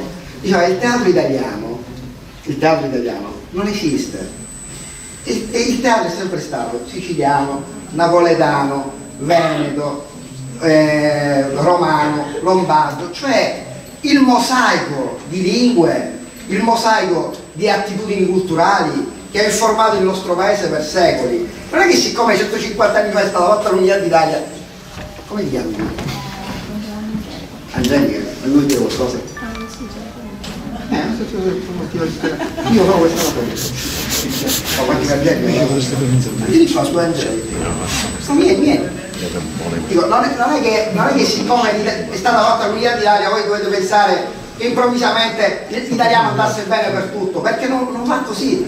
E io vi aggiungo pure che una gran parte di drammaturghi italiani contemporanei, viventi, mediamente giovani, nell'accezione in cui si dice giovane oggi in Italia, e grazie a Dio che sia così, continua a utilizzare il dialetto. E qui torno a Pasolini e chiudo e ti do la parola Angelica, perché proprio Pasolini negli anni 60, come altri intellettuali italiani, si è posto il problema dell'utilizzo dell'italiano a teatro. Allora, l'italiano per secoli non andava bene, l'italiano di Manzoni, l'italiano del canone, che poi essenzialmente, ragazzi lo sapete, è una lingua, voi a scuola lo studiate, è una lingua letteraria della poesia, e quella lingua non va bene per il teatro. Però poi a un certo punto questo italiano cambia. Pasolini se ne accorge come altri e dice, ma non è più quell'italiano aulico che aveva una sua bellezza, ma è un italiano che non va bene lo stesso, perché è l'italiano dei media, non era quel medium lì, non è il medium che utilizziamo oggi, ma una lingua mediale, è una lingua della televisione, è quello che ha uniformato l'italiano che parliamo. E Pasolini, come altri intellettuali, dice questo italiano è una lingua di merda, è una lingua di plastica, è una lingua che non ha corpo, è una lingua che non ha sapore, che non ha odore. Lo dice anche Annibale Uccello, certo, riprendendo Pasolini, il Ferdinando, un grande drammaturgo napoletano. Quindi il dialetto è ancora funzionale, per lui poteva essere il romanesco d'adozione, per i siciliani, faccio dei nomi a caso, a casaccio, da Franco Scaldati a Spiro Scimone, Francesco Soragatino, Gasparello, parlo di grandi drammaturghi, ragazzi siciliani, alcuni sono viventi, perché anche questo conta. Se noi parliamo astrattamente di lingua e non parliamo di chi ha utilizzato quella lingua consegnandola a capolavori attuali del teatro italiano, noi siamo in una delle capitali del teatro italiano, la cosa ci sfugge per tante ragioni che non sarà qui il caso di indagare, perché non è conveniente, però siamo in una delle capitali del teatro italiano. Questo lo dovete sapere. Se questo succede è perché la resistenza di quel patrimonio linguistico non ha strettamente consegnato a un progetto politico-culturale, ma calato nelle pratiche del teatro che o utilizza una lingua credibile o è meglio che scompare, ha dato dei risultati. Ecco, ti passo la parola.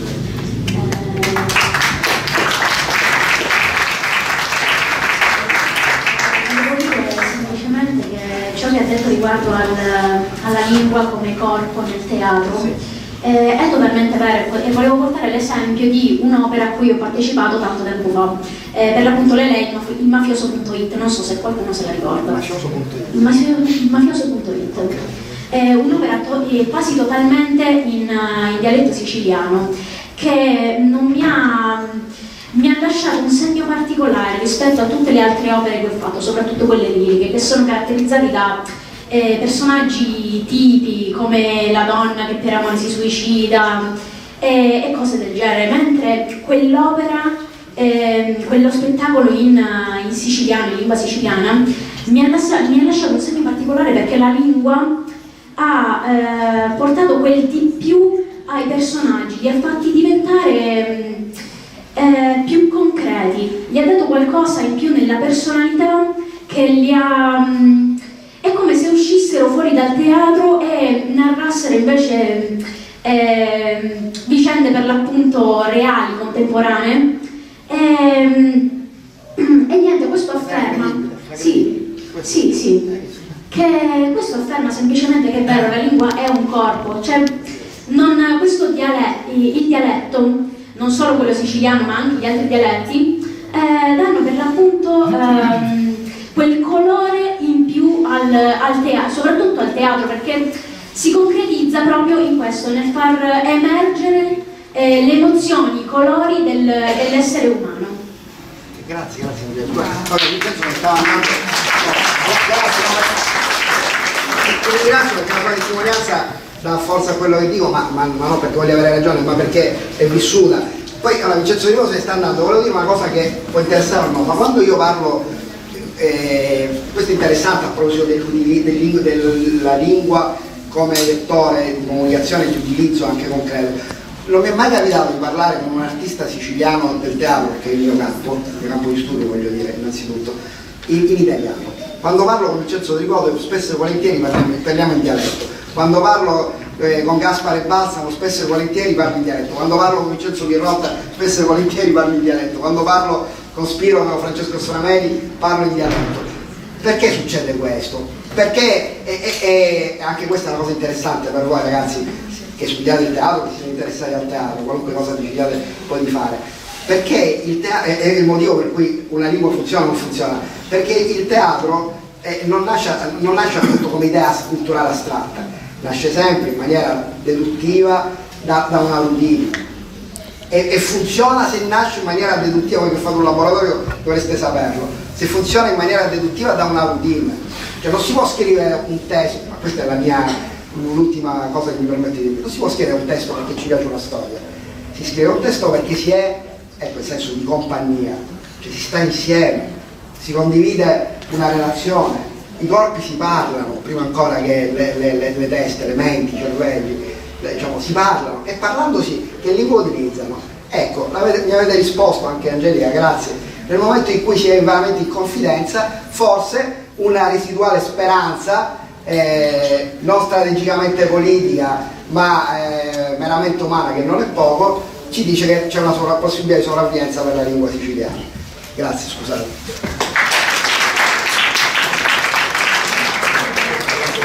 ringrazio per la presenza il regista Vincenzo Di Godo, che so che in altre iniziative sarà presente nel kermesse del ci sarà una lezione del laboratorio teatrale aperto a tutti nella nostra sede. Ci sarà come ospite speciale Rosa Gazzara. Vincenzo, sì, è importante questo.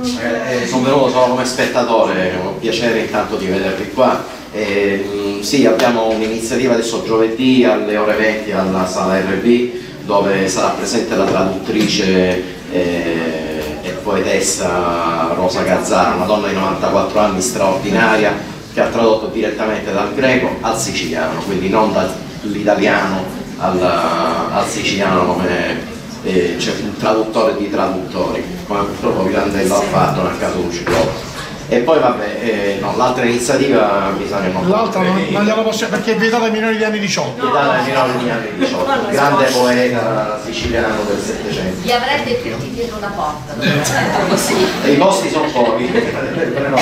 Buon lavoro. Grazie ancora, grazie della presenza.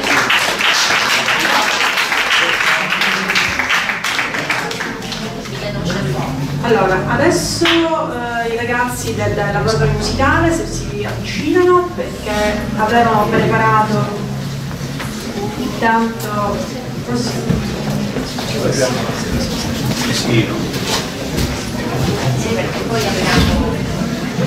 stiamo chiudendo in musica. Avevamo preparato 1908 di Toni Canto, solo che avevamo cortesemente il microfono per Caro.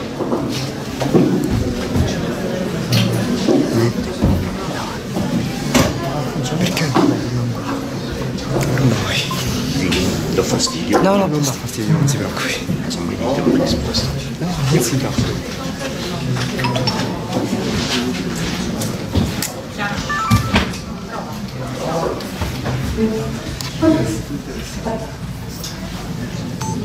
Un attimino, di nuovo. Basta. Basta, che cosa pensi? Vuoi anche dire non so cosa dire? No, va bene.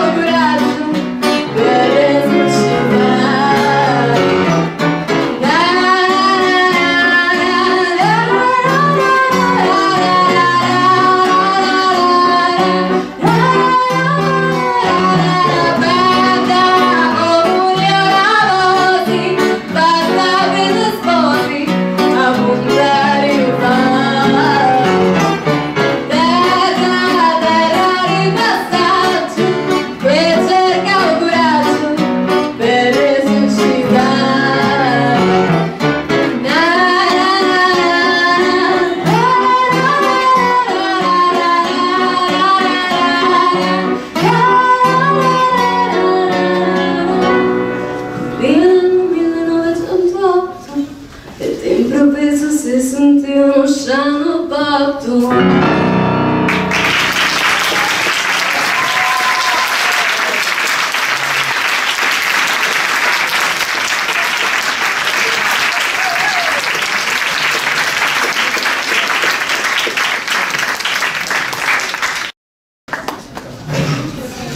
Volevo anche ringraziare i due musicisti, Giovanni Bulerio al pianoforte e Andrea Azzurina alla chitarra. Questa è la parte del gruppo musicale del Liceo Classico della Farina. Poi ci rivediamo per un finale tutti quanti perché abbiamo una sorpresa per il concerto. Allora, vi pregherei di avvicinarvi e ci avviamo alla conclusione. Allora, io qua ho voluto fortemente Giacomo Farina, lo seguo da tantissimo perché ci siamo incrociati in qualche progetto precedente, come dicevo, perché sia Scilli Piraino, Lucrezia Piraino, Scilli perché è una cara amica mia, non è mai spontaneo chiamare Scilli, e Giacomo abbiamo collaborato anche in territori detti ad alto rischio, è stato presente con i suoi laboratori, così come anche Scilli, quindi per me sono un valore aggiunto del nostro territorio. Quindi saranno sempre presenti, saranno sempre attenzionati come loro attenzionano i ragazzi nel mondo dei giovani. Grazie a Giacomo abbiamo avuto qua il piacere e l'onore di avere Filippo Cavallaro, che è proprio uno dei fondatori storici del gruppo dei Concerto, ragazzi, che per noi fine anni 70, primi anni 80 credo, ecco, però poi noi crescendo, insomma ragazzini, eravamo proprio innamorati di questo gruppo che componevano proprio in lingua siciliana. Do a loro la parola perché sarà interessantissimo. Io ho chiesto poi a Giacomo perché loro hanno un racconto dei carrettieri da fare, no? Tutto un aspetto particolare, no? Dell'etnomusicologia forse proprio territoriale, del territorio nostro, per cui avranno sicuramente delle belle cose da raccontarci. Grazie Giacomo. Grazie, buongiorno.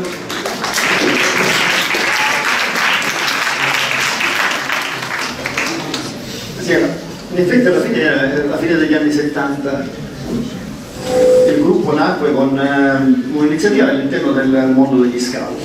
Abbiamo fatto un'attività di ricerca del dialetto con una scena finale di un campeggio provinciale. E da lì nacque questa iniziativa, un piccolo collettivo che poi si staccò dagli scout, divenne anche un collettivo di intervento politico, tant'è che il nome del gruppo era Concerto, un gruppo musicale di intervento politico, cioè sottotitolo. Perché allora in quegli anni la musica era una sorta di colore di sfondo delle attività sociali e politiche che attraversavano la città. E noi da questo punto di vista abbiamo dato il nostro contributo con quello. Poi da quel momento in poi si è deciso che poteva diventare anche una professione, tant'è che io ho messo su famiglia facendo musica, che a queste latitudini, anche, a quei tempi, anche il ristoratore ricordo. Sì, alle nostre latitudini, a quei tempi non era una cosa semplice riuscire a mettere su famiglia facendo musica. Tutto nasceva dal fatto che il dialetto, anzi la lingua siciliana, per noi diventava uno strumento di resistenza. Ora forse la chiamano resilienza, giusto Filippo, ma di resistenza, perché senza avere la pretesa di fare comunque una ricerca scientifica, a noi ci interessava più che altro questo senso di resistenza rispetto a un'imposizione di una lingua nazionale che non era soltanto specifica per l'imposizione di una lingua, ma anche di una modalità di intendere l'organizzazione sociale del nostro paese che veniva deciso in altre stanze rispetto alla strada e rispetto alla realtà. La nostra non era una messa in discussione di resistenza di una lingua nazionale, era invece una resistenza al fatto che la presenza e l'imposizione di una lingua nazionale voleva cancellare quelle regionali.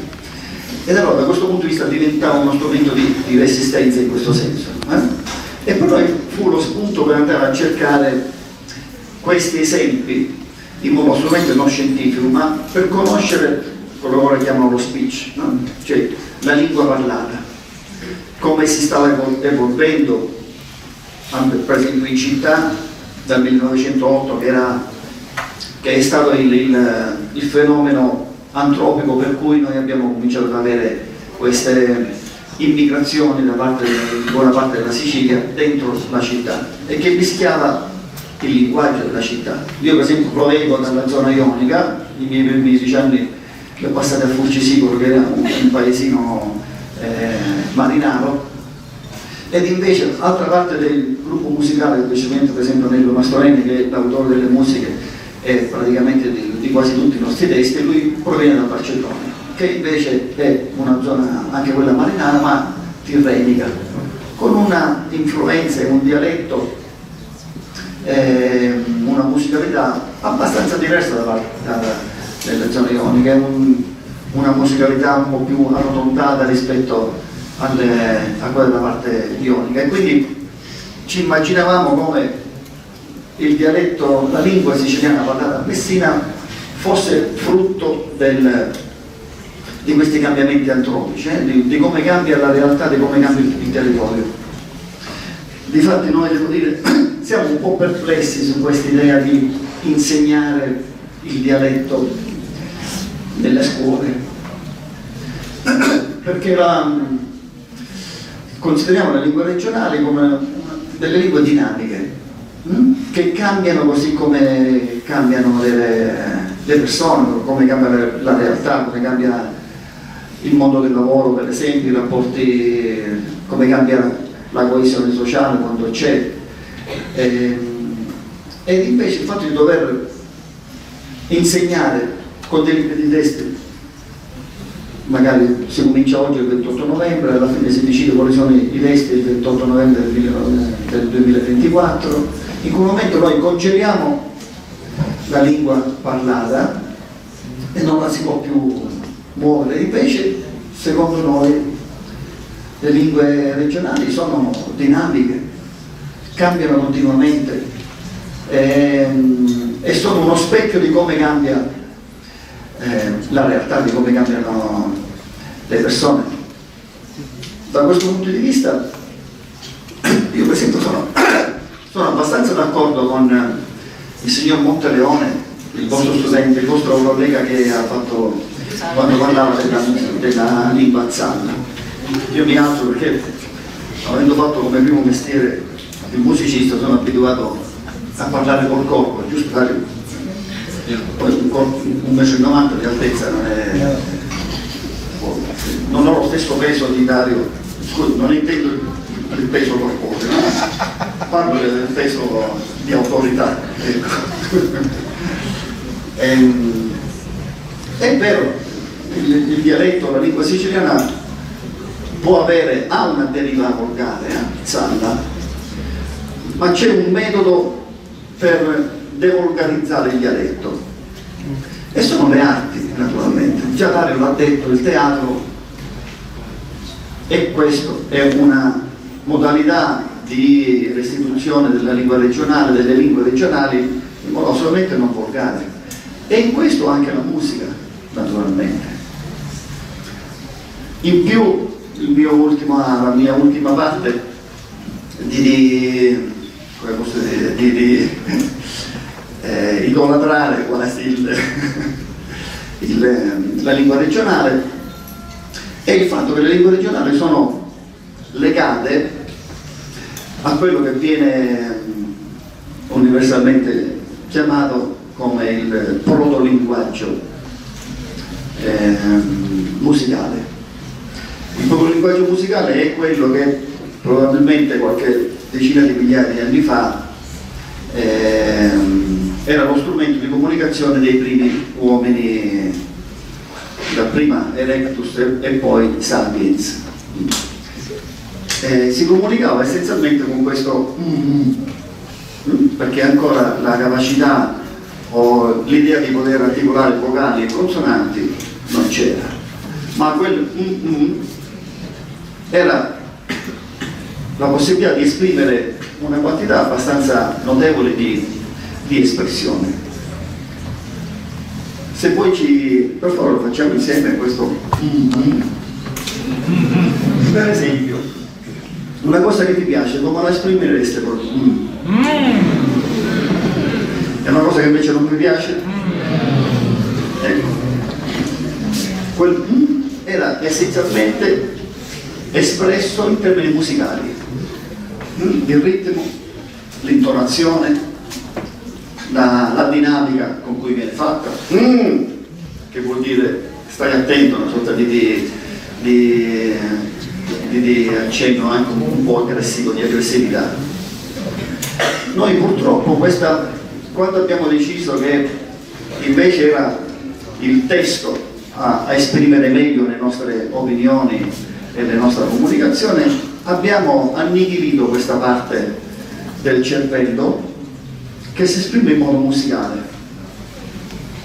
Difatti noi abbiamo le due parti del cervello hanno dimensioni diverse, funzioni diverse, ma hanno dimensioni diverse, proprio perché il nostro speech, cioè il nostro testo, lo abbiamo curato ed è evoluto in modo che poi ha annichilito la parte espressiva musicale.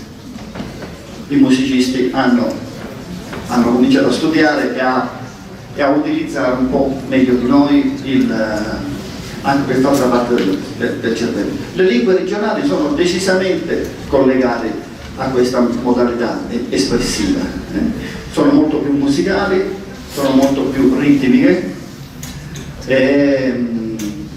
quindi io credo che piuttosto che obbligare le autorità a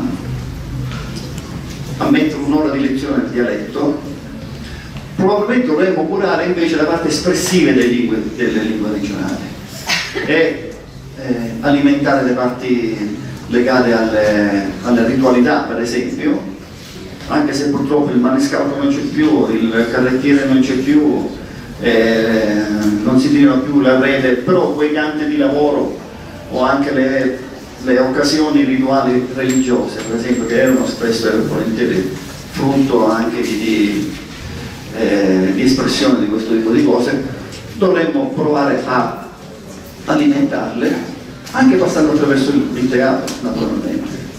E lascio stare anch'io, come ha fatto Dario, alle raccomandazioni in merito a questo. Noi per fare questo con Filippo, ma Filippo è stato il primo presidente della cooperativa Punzè, perché il gruppo Punzè alla fine era una piccola azienda, ripeto, erano tempi veramente complicati qui in città per poter immaginarci di creare un'azienda e di conseguenza anche una possibilità di lavoro con la musica. Ma bisognava avere uno statuto in italiano, registrato all'Agenzia delle Entrate italiana, insomma era tutto molto poi italiano dal punto di vista amministrativo, giustamente, perché la legge è in italiano e l'italiano nasce proprio come diceva poco fa Dario Federico, come modalità di imporre e dare a tutti la possibilità di leggere le leggi e attraverso programmi importanti televisivi venne insegnato. Io ricordo che mia nonna imparò delle cose grazie al maestro Manzi. Il maestro Manzi fu il maestro di tante persone che non erano mai andate a scuola e quindi avevano una cultura che era quella della famiglia, della strada, del minimo di attività sociale che veniva permessa allora non c'erano così tanti strumenti social e quindi la società si limitava a un raggio di 100 metri, volendo un po'. E su questo noi allora, che non c'erano così tante autostrade, ricordo che per tanto tempo la Messina-Palermo finiva a Rometta. Ricordo che per tanto tempo finiva a Rometta e noi in quel periodo là facevamo la ricerca sul campo, perché era importante fare la ricerca sul campo, e tra le tante persone che intervistammo ci furono anche dei carrettieri, ci furono varie tipologie di lavoratori che probabilmente oggi non esistono più perché non c'è più un motivo che esista quel lavoro, però quelle melodie, quelle parole, e ancora oggi io rubo parole, io faccio un mestiere per cui incontro persone anziane e se mi capita gli rubo parole antiche, parole in lingua siciliana, e mi accorgo che i loro figli che hanno la mia età neanche le conoscono, cioè loro non sono riusciti a trasmetterle ai loro figli perché nessuno ha avuto la curiosità di sentire il parlare legato a quel territorio, legato ad alcuni oggetti del territorio, ad alcune pratiche del territorio, e quindi pure oltre che il corpo anche l'abilità del corpo di gestire il territorio, di gestire oggetti per il lavoro, che ogni oggetto, se c'è una determinata parola con cui viene descritto, è a volte legato anche alla gestualità con cui lo si usa per lavorare. Però lasciamo perdere queste cose qua, che entriamo nel campo del mio mestiere. Vi dico solamente che i due laterali sono due cartelloni che io non ho così tanto tempo da dedicarmi alla musica come invece Giacomo, fortunatamente è uno dei pochi che è riuscito a campare di musica, però io mi dedico a mantenere vivo il linguaggio e a raccontare fatti di oggi. Quella a destra è la storia di Angelo D'Arrigo, che fu un aviatore, direi, anche se lui volava con deltaplano, e fu un personaggio interessantissimo. Questo glielo omaggiai a lui vivente, è morto perché per una volta decise di non usare il deltaplano su un veicolo a motore e cadde e purtroppo perse la vita. Ecco, lui riusciva ad andare col deltaplano o con cose simili al deltaplano senza motore sull'Himalaya, a fare la traversata del canale di Sicilia con questi strumenti, quindi per me un personaggio mitico da raccontare come canta storia. L'altra invece è la storia di Domenico Modugno, tutte e due legati per vissuto su Lampedusa, e c'è Lampedusa a sinistra e Lampedusa a destra. Scusa Filippo, lo dici perché tu fai queste cose? Ora racconto, perché sia l'uno che l'altro, tu mi provo, sia l'uno che l'altro sono legati al mio mestiere. Io di mestiere faccio il fisioterapista, e quello di Angelo D'Arrigo e l'impegno che lui si trovò a svolgere, oggi lo continua a seguire il suo gruppo che allora già ci lavorava per la riabilitazione dei rapaci. Anche nel campo scientifico, anche nel campo scientifico. Un documentario proprio su Angelo D'Arrigo che io conosco, ho conosciuto la sorella, che è una grande anche artista a livello, è stata nostra ospite tra l'altro al liceo artistico, e conobbi Angelo D'Arrigo perché c'era proprio questo documentario a livello internazionale. Lui si dedicò al volo e alla migrazione del volo di alcuni uccelli che erano Angelo lo invitava. Esatto, quindi ho avuto questa conoscenza diretta, e la sorella, tra l'altro, una delle più quotate, abita a Parigi, Giusy D'Arrigo, una delle più quotate, e ha scritto un libro proprio su di lui che sta presentando proprio questi giorni. Certo. La mamma di Angelo D'Arrigo era forse ancora campa in francese, però, e difatti l'inizio della storia del deltaplano è da là. L'altro invece è la storia di Domenico Modugno. Sono due storie riabilitative, perché là si riabilitano i rapaci, di qua il riabilitato è proprio Domenico Modugno. È rimasto nella storia per la musica, per volare. Sicuramente tutti conoscete la canzone Nel blu dipinto di blu, però di fatto c'ha un vissuto di malattia importante, e quello io l'ho donato alla mia collega che riuscì a recuperarlo.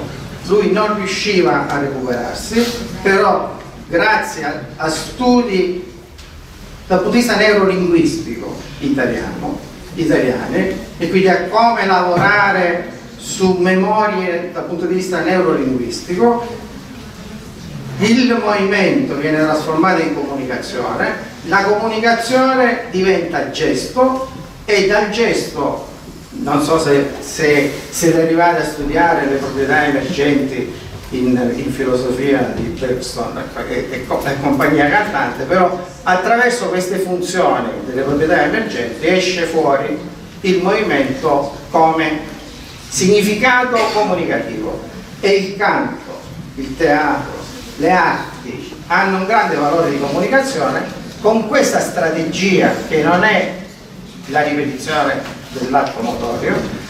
Lui recupera e si mette a suonare, cioè il primo gesto importante che fa lui dopo la paralisi è che va e suona al piano, e c'è là pure questo disegno emozionante con la moglie che è messinese, Franca Gandolfi, che resta sbalordita di questa cosa che di colpo lo fa muovere e diventa attivo. Ma noi parliamo delle nostre cose. Allora, in effetti noi poi dopo qualche mese di ricerca all'interno degli iscritti della biblioteca regionale, anche qualche colloquio con alcuni docenti, ci siamo accorti che gli studi accademici non ci bastavano più.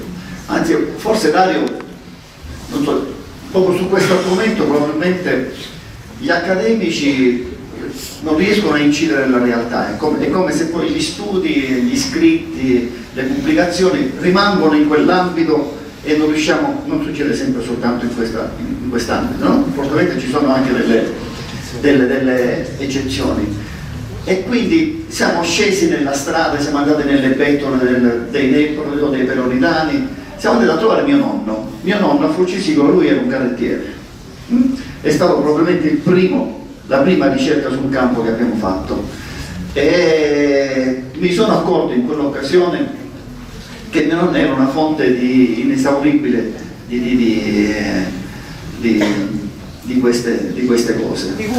Intanto riuscire a entrare direttamente dentro gli ambienti di vita e anche del lavoro alla fine dell'Ottocento e dei primi del Novecento.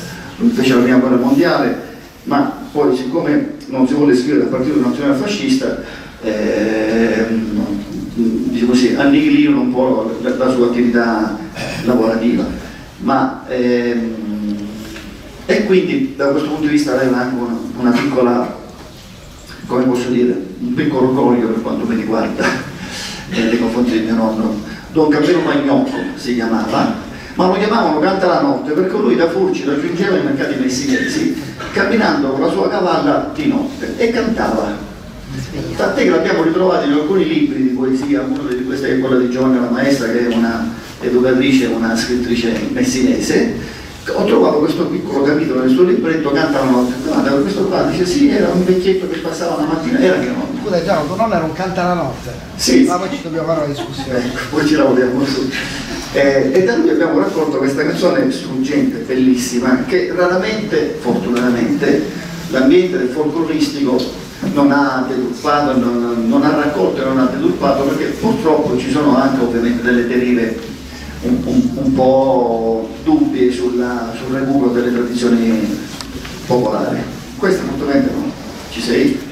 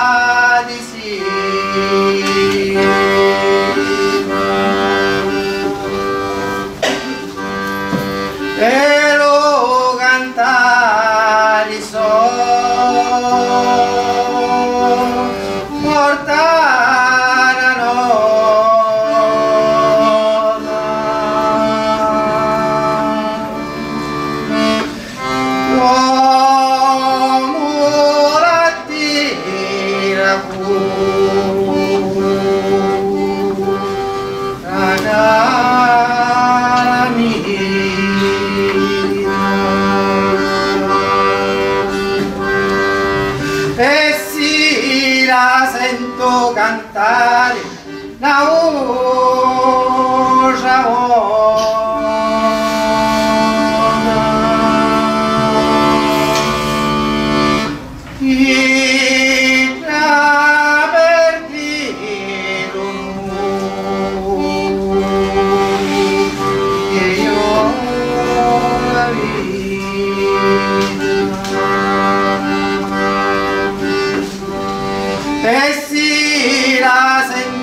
cantare a una voce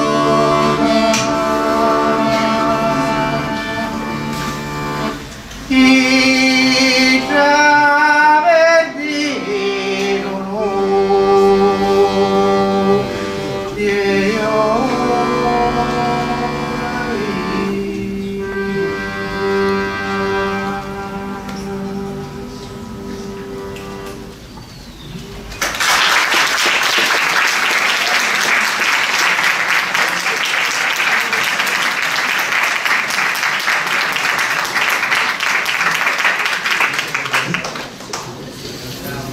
questo è breve e si può fare. Le cantate hanno un grosso problema che bisogna ridurre in pochi minuti, quindi spesso di una cantata, che comunque è un testo, una sonoria, avrebbe una sua durata, se il pubblico può stare 5 minuti dura 5 minuti, se il pubblico può stare possiamo parlare per molto tempo, perché i personaggi a volte meritano tante descrizioni. Suo nonno ormai non faceva più il carrettiere, non esistevano più i carrettieri erano già come quelli che conosciamo oggi, dipinti per fare la sfilata per strada. Santa Lucia del Mela, forse pochi lo conoscono, Partigiano mi pare che aveva fatto una piccola ricerca su questo, no? Santa Lucia del Mela, Bafia, quelle zone lì, erano delle zone in cui i rapporti fra i sessi si erano ribaltati, e cioè le donne avevano rapporti con più uomini, rapporti stabili ovviamente con più uomini, alcune abbandonando anche proprio in modo non legale il matrimonio, e avendo rapporti con più uomini. E questa era una cosa assolutamente riconosciuta dalla comunità e considerata in modo normale, forse una forma di ritorno al matriarcato che, come sappiamo, dirigeva la vita nei primi millenni del Mediterraneo, e che poi la violenza del patriarcato ha decisamente cancellato. In Santa Lucia del Mela c'è questa serenata, suonata ovviamente da una donna, cantata da una donna, ancora una volta accompagnata col tamburo da un uomo, ma normalmente apparteneva al repertorio femminile.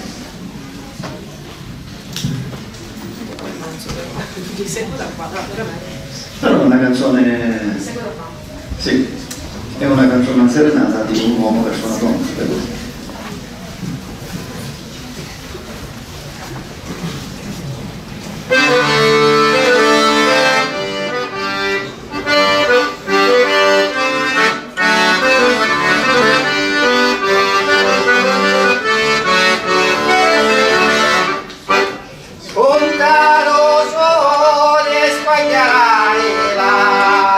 Squagliami la picciotta che sa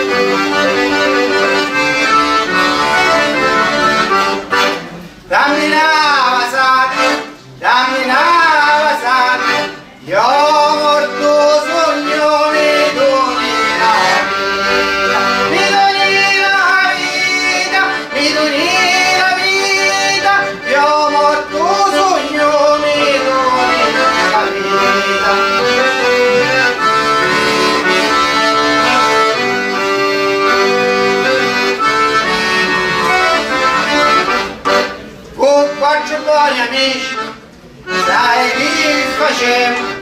A mamma e pace li pacificamo, li pacificamo, a mamma e pace li pacificamo.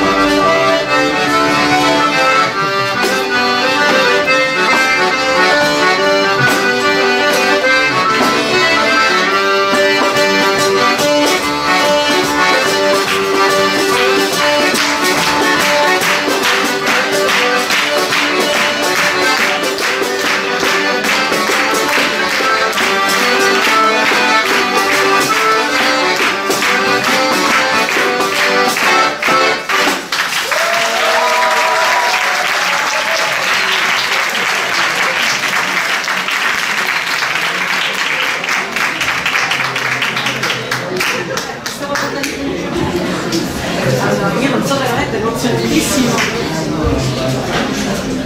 Allora, siamo veramente onorati di avervi qua, di avervi qua. Siamo giunti alla fine. Io pregherei Giacomo e Filippo di rimanere qua assieme alla canzone conclusiva. Prego il gruppo musicale Giovanni, Andrea e Chiara, avvicinatevi, perché hanno scelto i ragazzi come conclusione di questa giornata assieme al Balletto dello Stretto, che è la scuola di danza della professoressa Rubella, con la quale abbiamo nominato diversi connubi, diciamo così. Pregherei di prendere il microfono, Chiaretta. In piedi. Andrea, Secondo me è meglio il microfono col cavo. Ah, la canzone non lo so.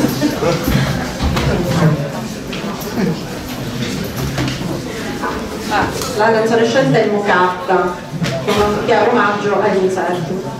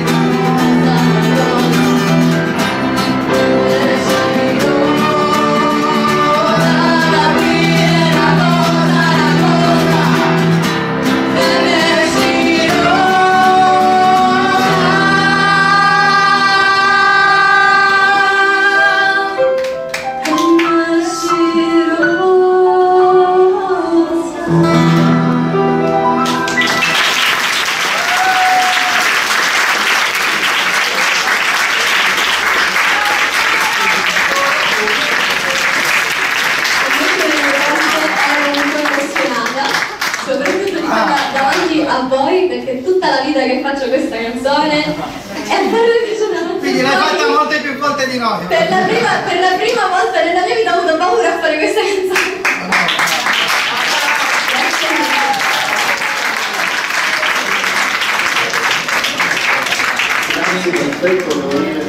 Sei stata bravissima e l'emozione si percepiva e quindi chi non canta e non emoziona insomma non potrebbe fare questi. Qualche volta deve anche invitare Negro Mastroeni, che è lo scrittore di questa canzone, che tanto ha vissuto tutte le stagioni di questa canzone, che poco a poco si è trasformata in una canzone pop, ma era nata come una canzone popolare. Tra l'altro, anche per rispondere al signor Monteleone di prima, questa frase invece rosa da dire una cosa, in effetti rischia di essere volgare se detta così in modo...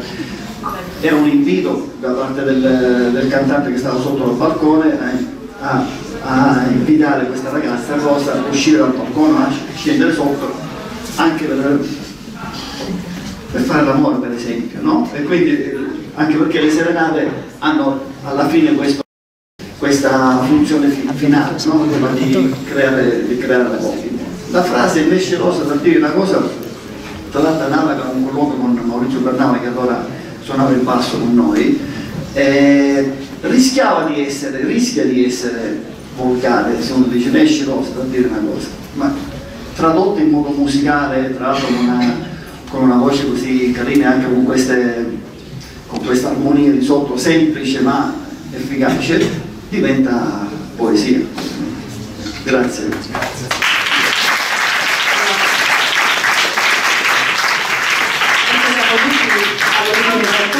Ringrazio ancora Andrea Azzolina, Giovanni Giulaio e Chiara Malesi. Nasce proprio da loro la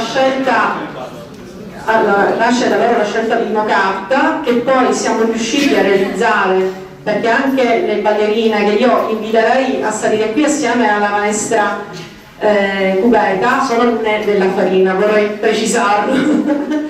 E quindi abbiamo pensato di poter comunicare questi due momenti per continuare la nostra storia.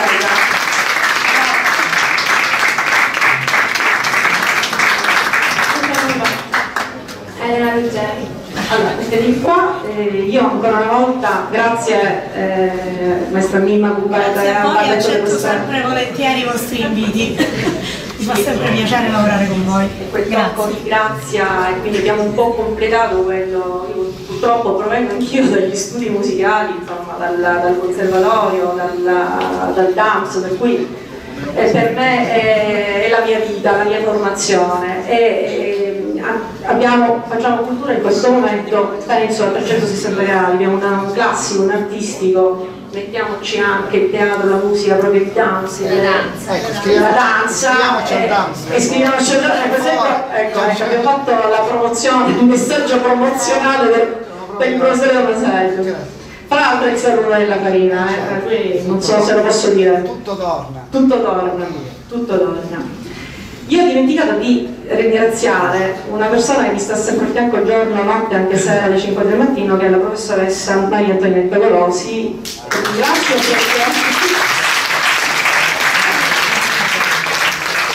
così come al primo posto Mirella Zodda, che ringrazio per essere qua ed è stata la il mio braccio destro, ha preso il testimone, la Golosi, che altrettanto, insomma, ci scioriniamo, insomma, 10-12 ore al giorno di lavoro, per cui diventa famiglia. Che dire, concludiamo qua, abbiamo concluso con tante testimonianze, con tanti spunti anche punti di vista differenti. Ringrazio ancora una volta David Gatta per questa opportunità e avremo modo di ancora divanare la Madassa, perché ancora siamo forse agli inizi, e lo inviterei qua a dare due battutine. Sì, grazie, perché effettivamente questo era lo spirito e l'obiettivo, cioè fare in modo tale che possano emergere anche opinioni diverse e anche provocazioni. L'obiettivo è quello di raccogliere testimonianze, raccogliere dei contributi, perché noi per primi non abbiamo la ricetta in tasca, assolutamente no, né tantomeno il percorso che abbiamo avviato ha un valore di tipo accademico scientifico, no.